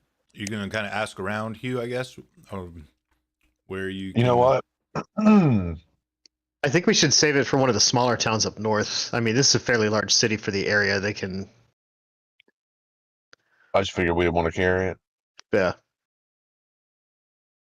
I mean, we do have a wagon we could put it on if that's. I guess wagon, we can stick it on the wagon. I mean, we've got, we can always ditch the copper if we run out of space because we get too much of other stuff. So at least we'll have it there. I like taking it north. That's a good idea, Rakus. Okay. Yeah, I'm trying to think of the name of that town that's up there. It's up in the northeastern side. There's one in the northeast and one in the Skullberg, northwest. that's it. Yeah. Skullberg. Yep. And Kankel's the Enric town to the north. Enric town, yep, that's the one. All right, well, with that, we'll hop back on the wagon, and we'll go. Did we fall off the wagon? Yeah, a couple of times actually. Yeah, of course, if the hirelings need to do any business while they're in town. Yeah, we'll let the hirings, of course, let them take care of their stuff that they need to take care of. Obviously, I'm sure that Cayman's people are probably going to go to the church and let them know that they're okay. Yeah, I would like to do that. I like to go back to the temple, cathedral temple, and just make sure that the brother knows that he's with me. Joseph's okay. If Joseph wants to go talk to brother, that's fine. I am not afraid whatsoever. And by the way, I've also, during the time frame, I have told Joseph what happened at the tower and the owlbear, just trying to teach him, our tactics and sleep spells and how we did everything. So I'm just still continuing trying to train him. Okay. How Rakus slit all their throats. I will leave that out. Absolutely. And because of that, Go ahead, Rakus. I said, and because of that, nobody got their throats slit while they were sleeping at night. While they were sleeping. So you're able easily to travel to Hoarfrost Cathedral. Ask after Brother Havrick, and report back Joseph's well-being. Joseph will have a quiet word with him. they exchange some words and nod, and Joseph will then rejoin you. I am at your service, sir. Do I notice any change after his interaction with Brother Haverick? Do I notice any change in his demeanor, posture, facial expressions, anything? The only thing you notice is that when he comes up to you this time, he goes, no, I'm kidding. No, absolutely nothing. No. Okay. No, he seems Good. totally fine. Good. Just Are wanting you you to be implying happy. you do not trust the good Brother Halverick? Oh, of course not. No. No, But no, that's reasonable. That was his chance to, if he didn't want to really be with us, to go with us, to say, hey, I'd rather stay here, you know? Exactly. I was just gauging his engagement with us. Okay. All right, cool. I'm good. All This right. church is pretty spectacular. Pretty dope, right? Yep. All right. Yeah. So we're going to say that all of that took about 2 hours. So it's about 11:45, almost noon. And you're headed out back to, you're going back out through the Fortune's Gate, I'm assuming. Yep. Back through Fortune's Gate. Okay. You head back out through Fortune's Gate. As always, very crowded. There are wagons going out, caravans this time around. Let me just turn. Here we go. Are all the hirelings back? Yeah, you're all good to go. Okay. We stayed the night, so they would have had to keep in mind, guys, when we're in this town, we made a big impact here. There are people looking to settle a score with us. There's that. Ooh, luckily, just not today. Eisen still at large. All right. Is still at large. That's absolutely correct. He is still at large. All right. Let's go up to. And he's got money or friends with money. He does. So that's why we got to be careful. Let's go up to 924, and then we'll pull off the road on 923, and we'll just walk right past that mound. Go ahead. We'll move the wagon for. I got the wagon. It's just easier. I'm just counting. So 726 will be day 1. Yep. 824 will be day 2. 923 will be day 3. Gotcha. Okay. We'll even camp in that little hex there before we go into the woods. Okay. And a memento. Un memento.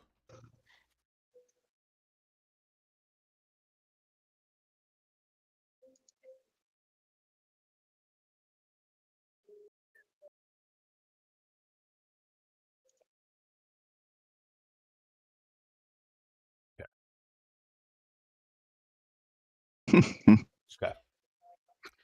All right. You lucky sons of bitches.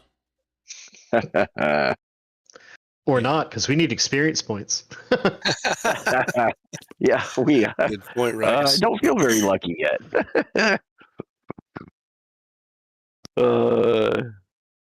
I almost have this right.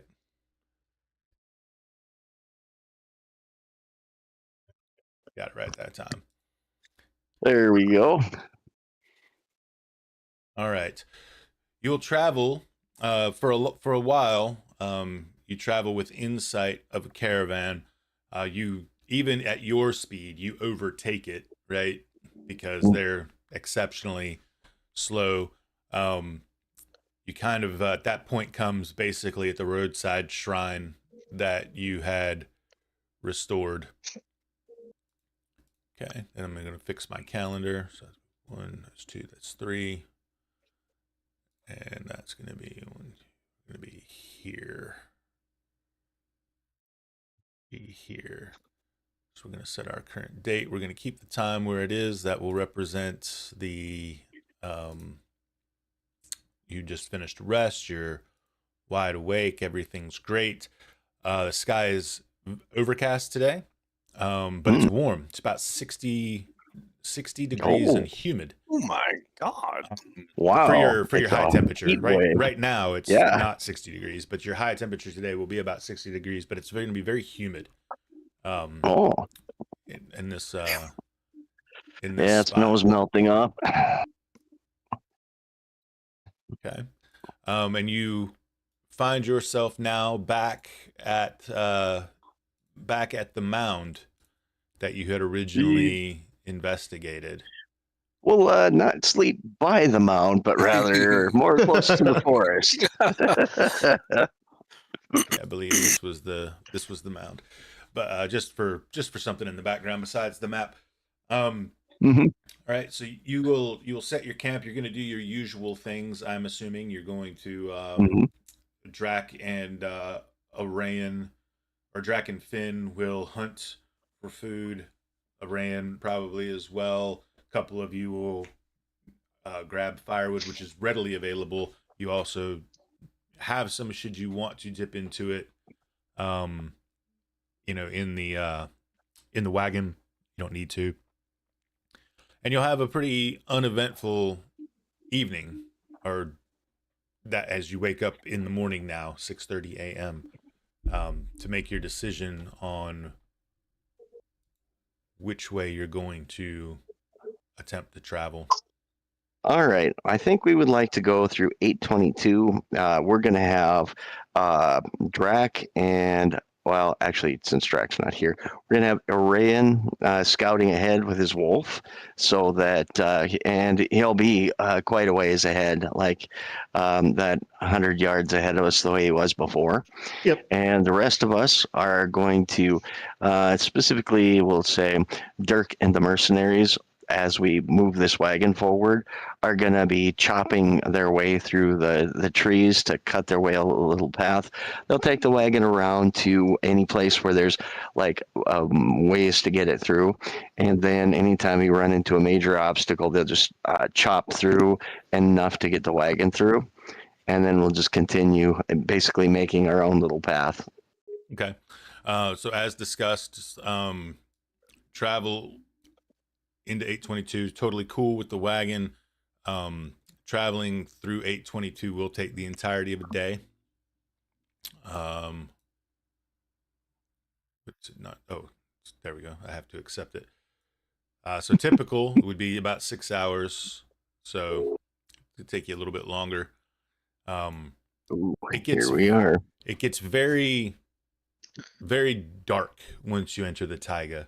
Very densely packed. Arayan, you're able to pick your way through and backtrack here and there to find routes that you all take the time to clear, maybe move fallen wood, take down a partial, part of a stand of trees just to ensure that you can get the wagon through. And some of it's very, very tight. Mhm. And through the entirety of the time, the sounds of the taiga absolutely surround you. The caw of the ravens, songbirds, distant howls of wolves, sounds you're not sure exactly what they are. Scale never indicates at all any kind of trouble. He's definitely seems happy, actually, to be out and in the woods. Out of the city. Yeah. Not in the Familiar urban. Yeah. territory. Yeah. You also do see plenty of evidence of wildlife. Here with your trained eye, of course. Evidence of wild boar, deer, elk, that sort of thing. But yeah, you will make your way.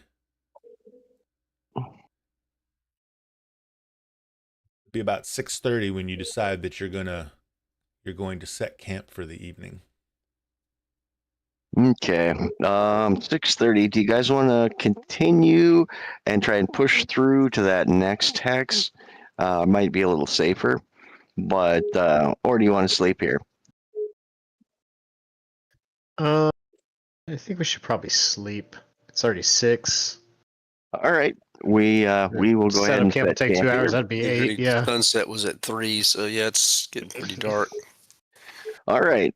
And we're still looking at, oh, wow, that's right. That was been about a couple of weeks. We get the first quarter of the moon, so it's not quite as dark as was, but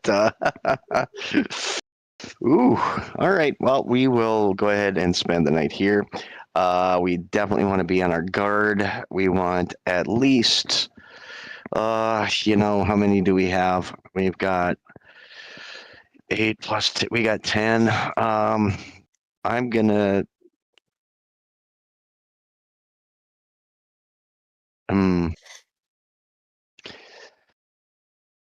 yeah, we've got 10 plus your horsemen, so that's 11. I would like to do 3-man shifts this time, with the last shift being a 2-man in the morning. So we'll have all the guards right up until our early morning shift is going to be our early morning shift is going to be 2, 3 on the other 2 watch shifts. So, or yeah, 3, 3, 3. Yeah, it'll be the other 3 shifts outside that morning shift. I want 3 people on it just in case.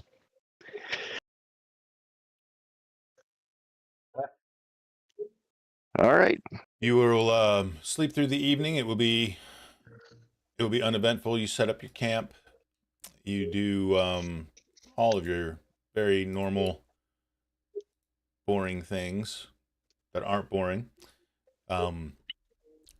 Drak speaks of his tribe and maybe gets into his cups a little bit that evening, boasting this tale of the owlbear, and you think maybe there's some exaggeration already starting to creep in to the tale.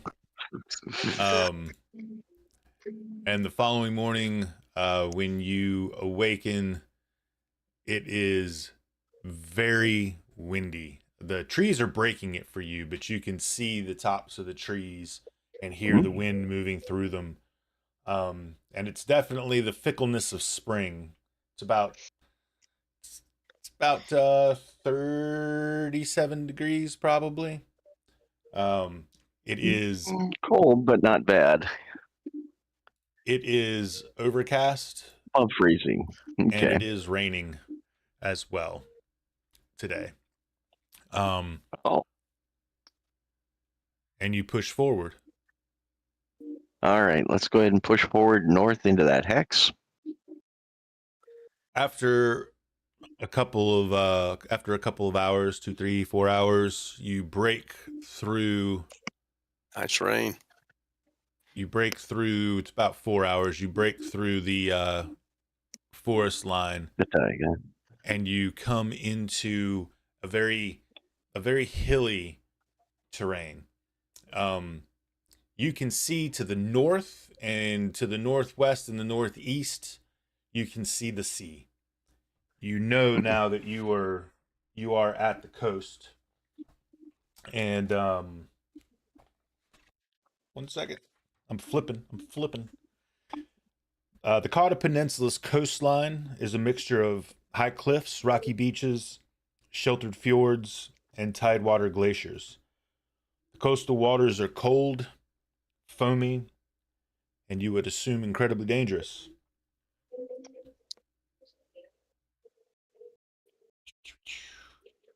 And the area that you have come out onto, you can tell that you are elevated well above the sea. Ooh.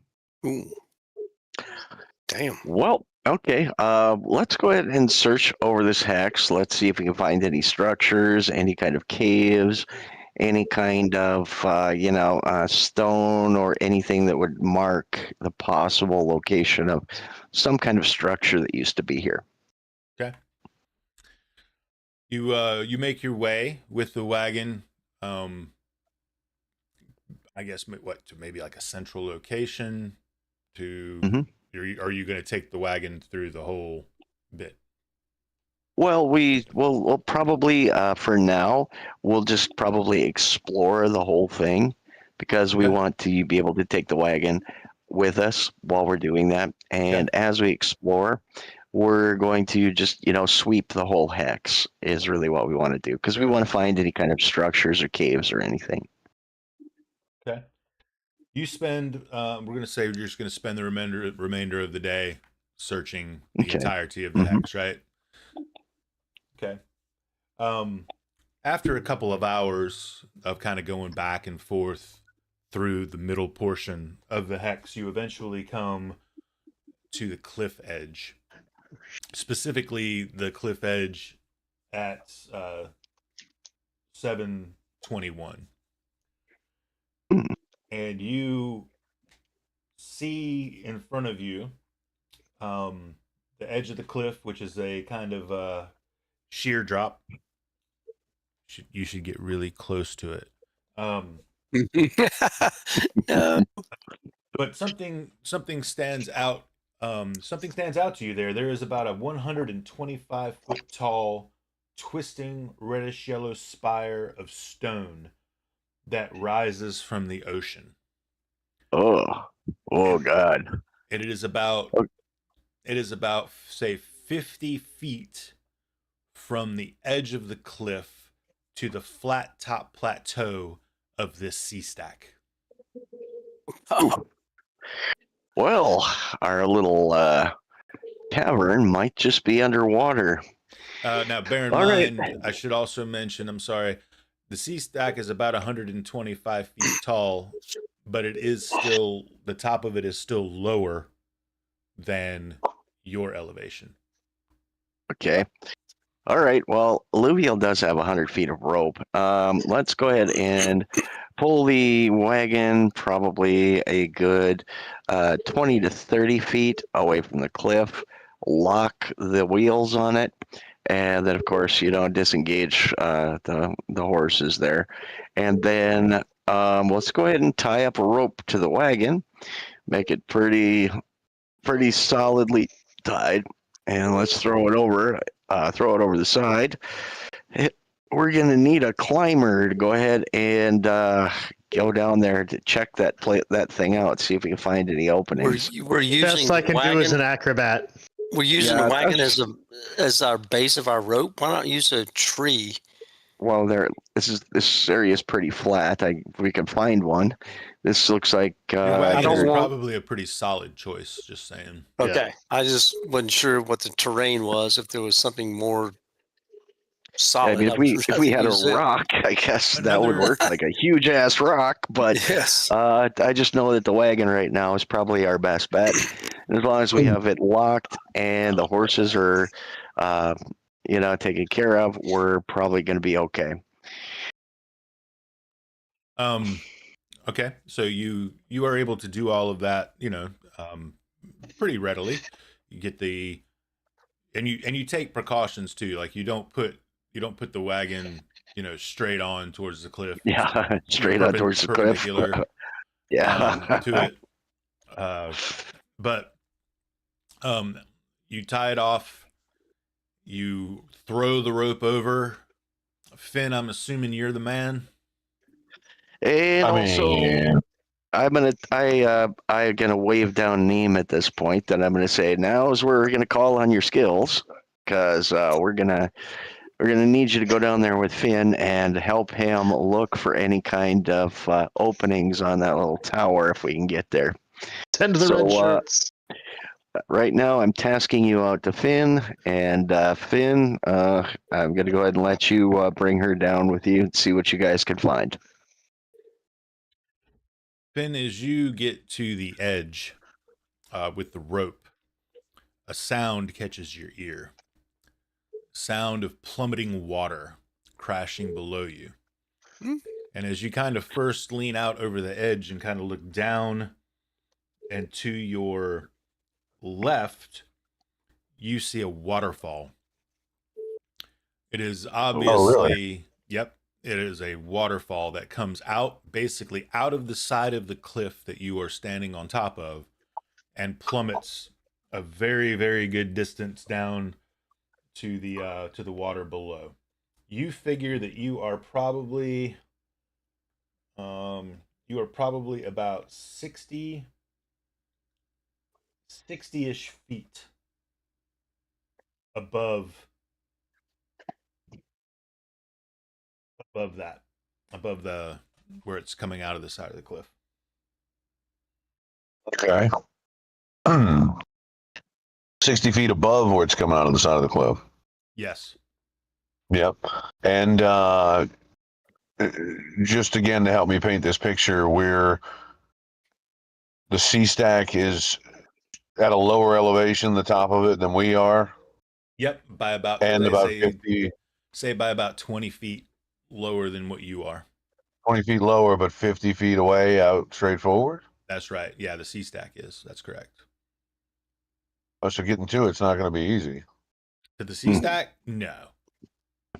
No. Well, you would probably have to go all the way. You would assume just by looking at it, you'd probably have to go all the way down to the base of the cliff, which doesn't look like that's something you might want to do because there's no real beach. It's a cliff.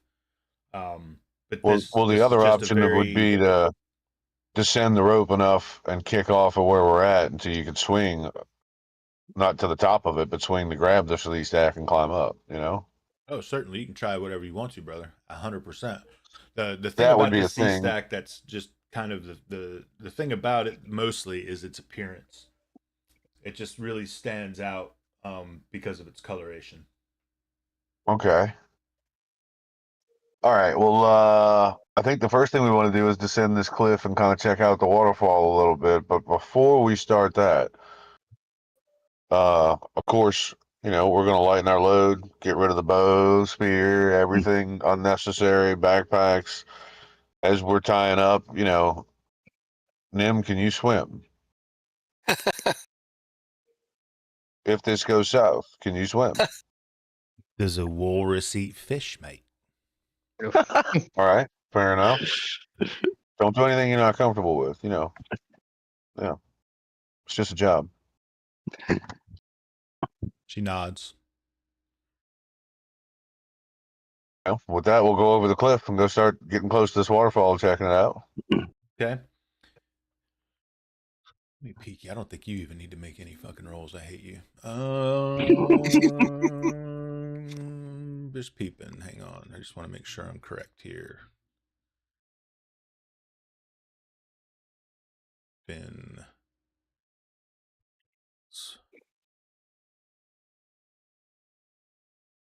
I mean, you could climb down the damn wall if you wanted to, theoretically speaking.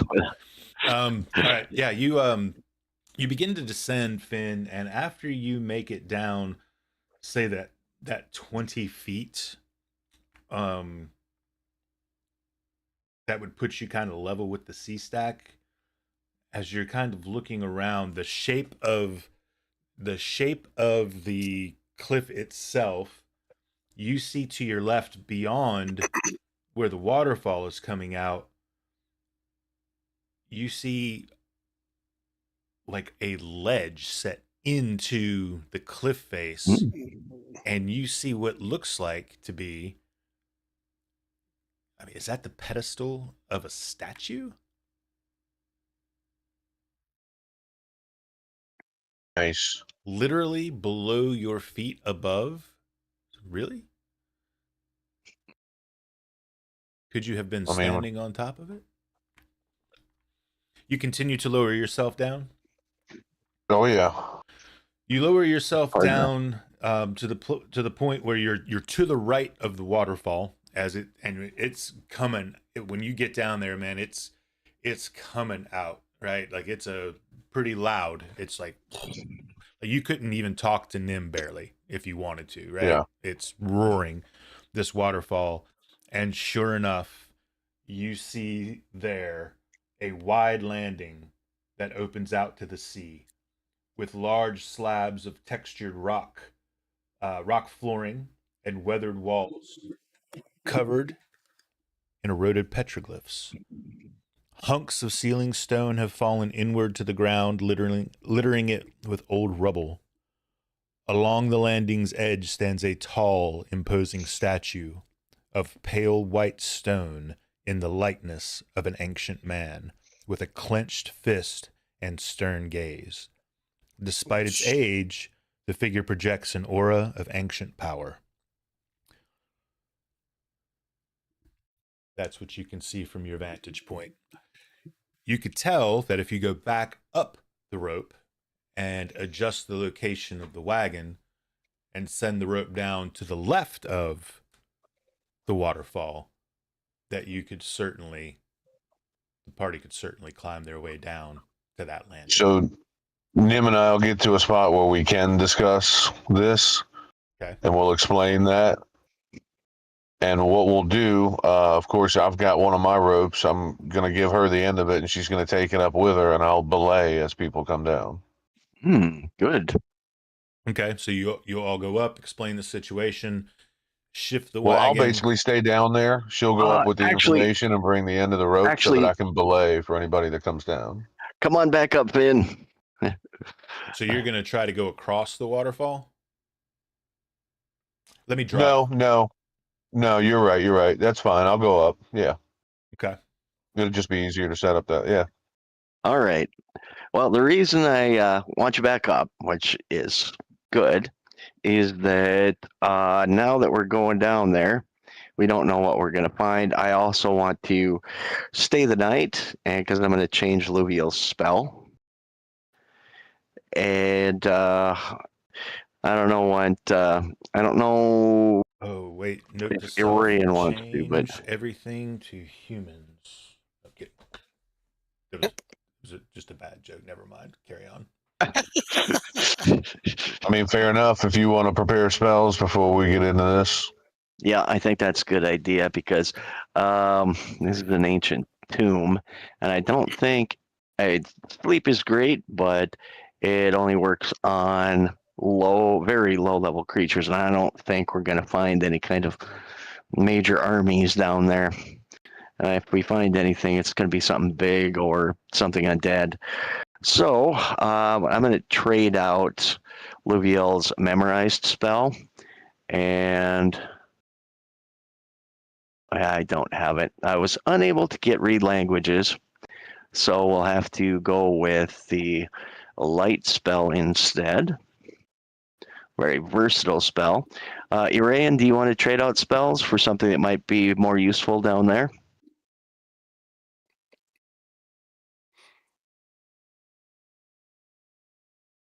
No, I think I'm just going to stick with Fairy Fire. Because I was looking at Ensnare after you said it the other day. And the Ensnare it won't work spell, down there. It won't, huh? You might consider Detect Danger. That's kind of like a Detect Trap spell. Actually, it's a Detect Danger for everything, so anything bad. I think Fairy Fire is going to be better. Okay. All right. Other than that, with that, Greg, we'll probably stay the night. We don't have to worry about the heavy guard shift since we're not in the forest anymore.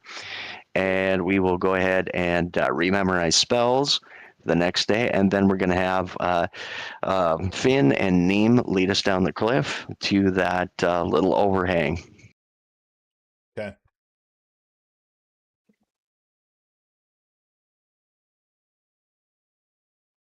We can do all those things. As a matter of fact, I'm very excited for you to do all those things. Let me just check one thing quick.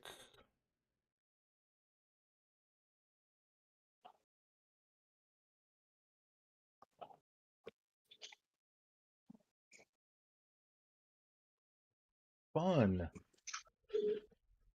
You set camp for the evening. Uh-oh. I don't like how he said that. And as you were kind of trying to get settled in, cooking your food, setting your watch, rememorizing your spells, as the evening wears on, a terrible storm rolls in. Oh. Well, everybody in the wagon to cover it up, because it's probably the only way we're going to shelter from it. The day's weather changes rapidly to a storm, and then from a storm to a gale. Oh, let's move the wagon away from the cliff then. Yeah. You have concerns at some moments about whether the wagon might not forget about the cliff, might Carried away. might get blown. Well, I mean, we would try to secure the wagon. Like, How are there are you other? trying to secure it? Well, we do have enough weight in there with all that coinage, plus all those armored men in there. But point There's taken, it might a get tipped tree over. line on the edge of like 922. Yeah, I was going to say try to get We it back could to a make it a tree tree line. line. Remember, As soon those as the hexes gale are 6 comes in. miles. You got to keep. Yeah. Oh remember yeah, you're that. right. That would take Yeah. too long. Yeah, you got to do what you got to do in the moment. Be in the moment. Live in the moment, man. All right. Well, let's move the wagon to the lee side of a hill, and There we then to give us some at least some Windbreak. cover from the wind. Yeah. Mhm. Okay. And then we'll batten down the wagon, and we'll have to wait out the storm in there. So you do that, and the storm rages for a good 4 hours. All your problems in your hand. Oh, that's loud. The storm rages for a good 4 hours before it finally backs off. You are able to rememorize your spells and that sort of thing, though in the morning when it comes, you don't feel as well rested as you have felt. There's no mechanical here. You don't feel as well rested as you have in your travels thus far, almost like it was important or a warning that perhaps you should not go here. However, being the stubborn, silly, soon-to-be dead adventurers that you are, I am assuming that you take your wagon from the lee side of the hill, replace it back where it was at, and go forthwith. Yep. Okay. Yep. We will bring our wagon back over there. Unless, of course, there really was a huge ass boulder over there we could tie down to. But barring that, we'll tie to the wagon again, set the wagon crosswise, horizontal to the cliffside so that it doesn't get yanked off, and unhitch the horses. Leave them in the actual. All day, look at. Oh. I think we got some overflow on Finn's side. What's that? Had some audio come through from your side. It was strange. So the you're able to get back to where you wanted to be. Get all secured. It is still raining as you wake this morning. Still overcast, thunder cracking, and you sling the rope and begin. Before we do that, Finn, how do you feel about climbing today? That's a little bit more dangerous than normal. You gotta wait for another day or Nah, we're good, mate. I got this. All right, we're good then. All right, we'll roll with it. Okay. And I just want to be sure that I want to be very clear with this. So when I go back and double check myself, Cayman, Joseph, and Corvin are all going down? Or are you leaving Corvin behind? We'll take both mercenaries. Hold on, I'll get down Oh, there. He's got one himself. For me, yes. Joseph and Corvin are going down with me. Yes. All right. I mean, Cayman, we're descending a rope here. I'm going to suggest you take your armor off. We'll get there. He's just asking if my two hirelings are coming down with me, and the answer is yes. Yeah, I got a point I'm getting to here in just a second. If y'all just don't need to exacerbate it, just answer the question. All three of you are going, correct? Aaron and John are both going? Yes, but I want to mention something real quick. Okay. I could switch my spell out real quick and cast Predict Weather. That'll give us the weather within range over the next 12 hours. That is an option. I'm going to leave that up to you. if Finn's okay in climbing in this, and he's got us, because he's going to be doing our guide on here, then we'll go down. We'll take his word for it. But if you want Finn, we can see if Irayan wants to. Irayan can get a better grip on a better time for the weather. I mean, that would be wise. All right. I will cast Predict Weather.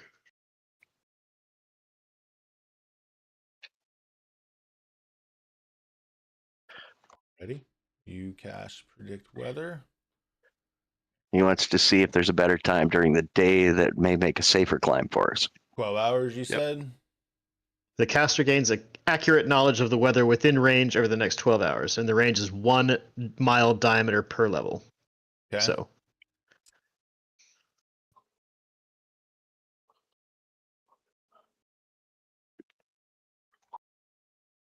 Second.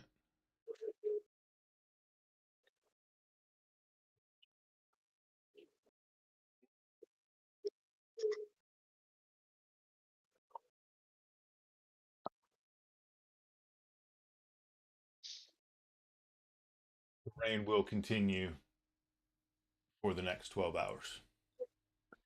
All the way out. Though the wind will die down a bit. All right, we can wait until that wind dies down. yep. Okay. All right. Bump you out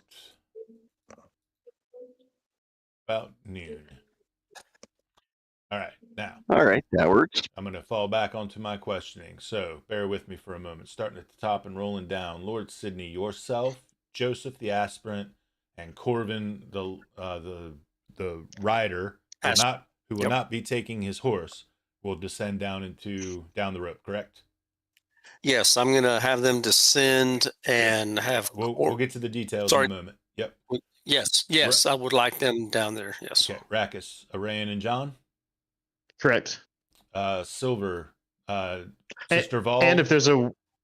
You can get Scout. Definitely Sister Vol. You'll get Scout. And definitely Nim. Okay. Definitely Nim. And 2 mercenaries? We'll bring the mercenaries. Okay. We'll leave Brother Kalen at the wagon. Brother Kalen alone at the wagon? Good call. You knew where I was going. Yep. All right. And we know Drak will go down. And of course Finn. Okay, that's exactly where I was going. I wanted to get everybody's before I freaking said you're leaving the wagon alone.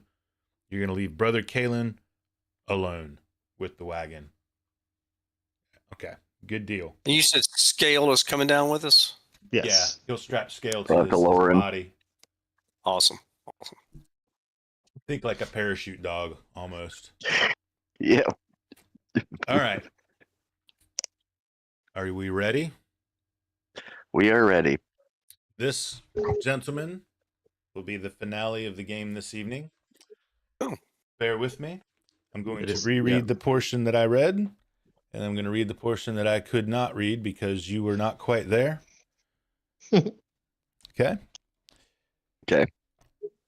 This wide landing, and you arrive at it, this wide landing opens out to the sea with large slabs of textured rock flooring and weathered walls covered in eroded petroglyphs.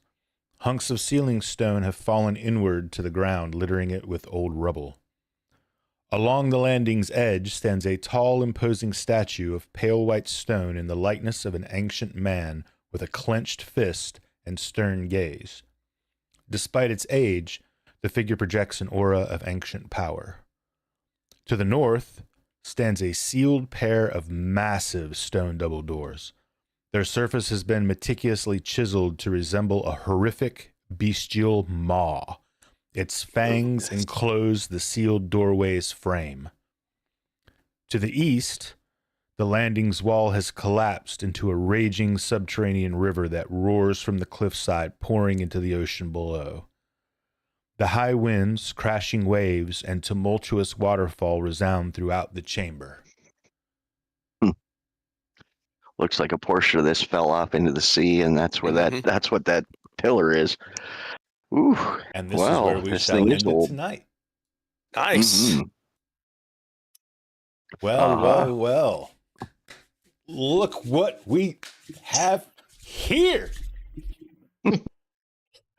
Death among us. Oh, I'm so excited. I'm probably more excited than you are. I've been looking forward to this one. I'm not going to tell you what this is. I'm going to let you make all the assumptions you want to, but I will just say this is going to be fun. When the DM says fun, he means fun. This will be fun. Nice job. This is going to be fun. I'm assuming. Oh, you guys tell me. Where do you think you found it? Right? That's what you think. Likely, but no guarantees. There were 3 markings. I figure we had a 50-50 shot. There's that one that's way up to the northeast, but to be honest with you, this one might be on target too. I mean, over the edge of the sea in something really ancient, so ancient that a piece of the cliff is cracked off at this point, fallen into the sea, so a part of it's fallen off. I'm thinking that we're probably on target here. And that door also kind of gives it away. This does not look like your average, ancient temple. This looks more like, something evilish and very Cthulhu-like. So I'm thinking that we probably hit the mark. Just a guess.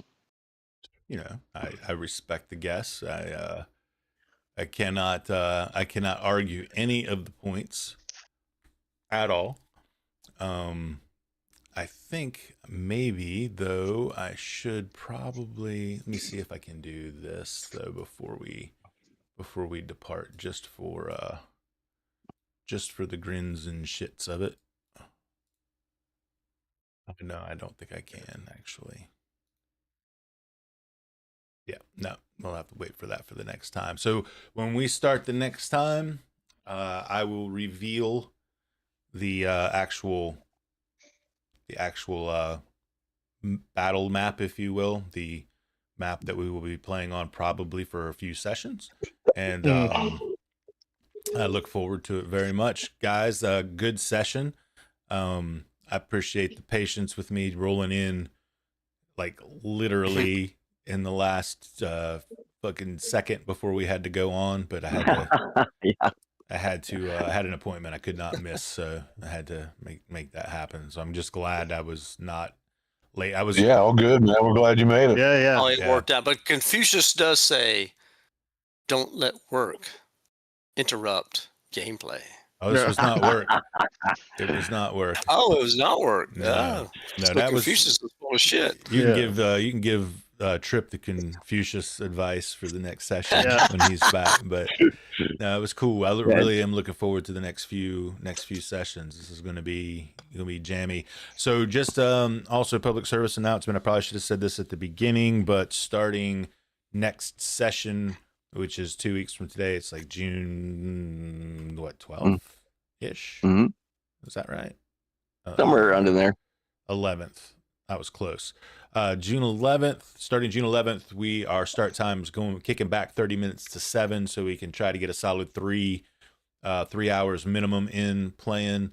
It's tough. We're all adults playing RPG game with grown-up jobs and families and lives and responsibilities. So I'm glad that we have a day that actually works for us, so we can keep jamming this thing. We appreciate everybody tuning in and showing up. And checking it out and talking about it and all that sort of stuff. Check out the Discord channel.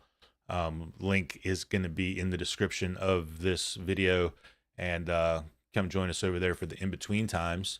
And other than that, we are Tales from the Pythian. We are playing Gods of the Forbidden North. We are in Morkal's team, and I can't fucking wait. Let's fucking go. Get it on. And of course, good luck and Godspeed to Raul. Yes. Raul, man, we miss you, buddy. Exactly, here's to you, Raul. brother. Thank you. And like I said, your seat is here, 100% when you get back. So your mace is warm safe for you. Yeah, hell yeah. All right, we're out of here. Tell them bye, boys. Thank you, finding Have out a people. good one, everybody. See you next Thanks time. for joining us. Cheers.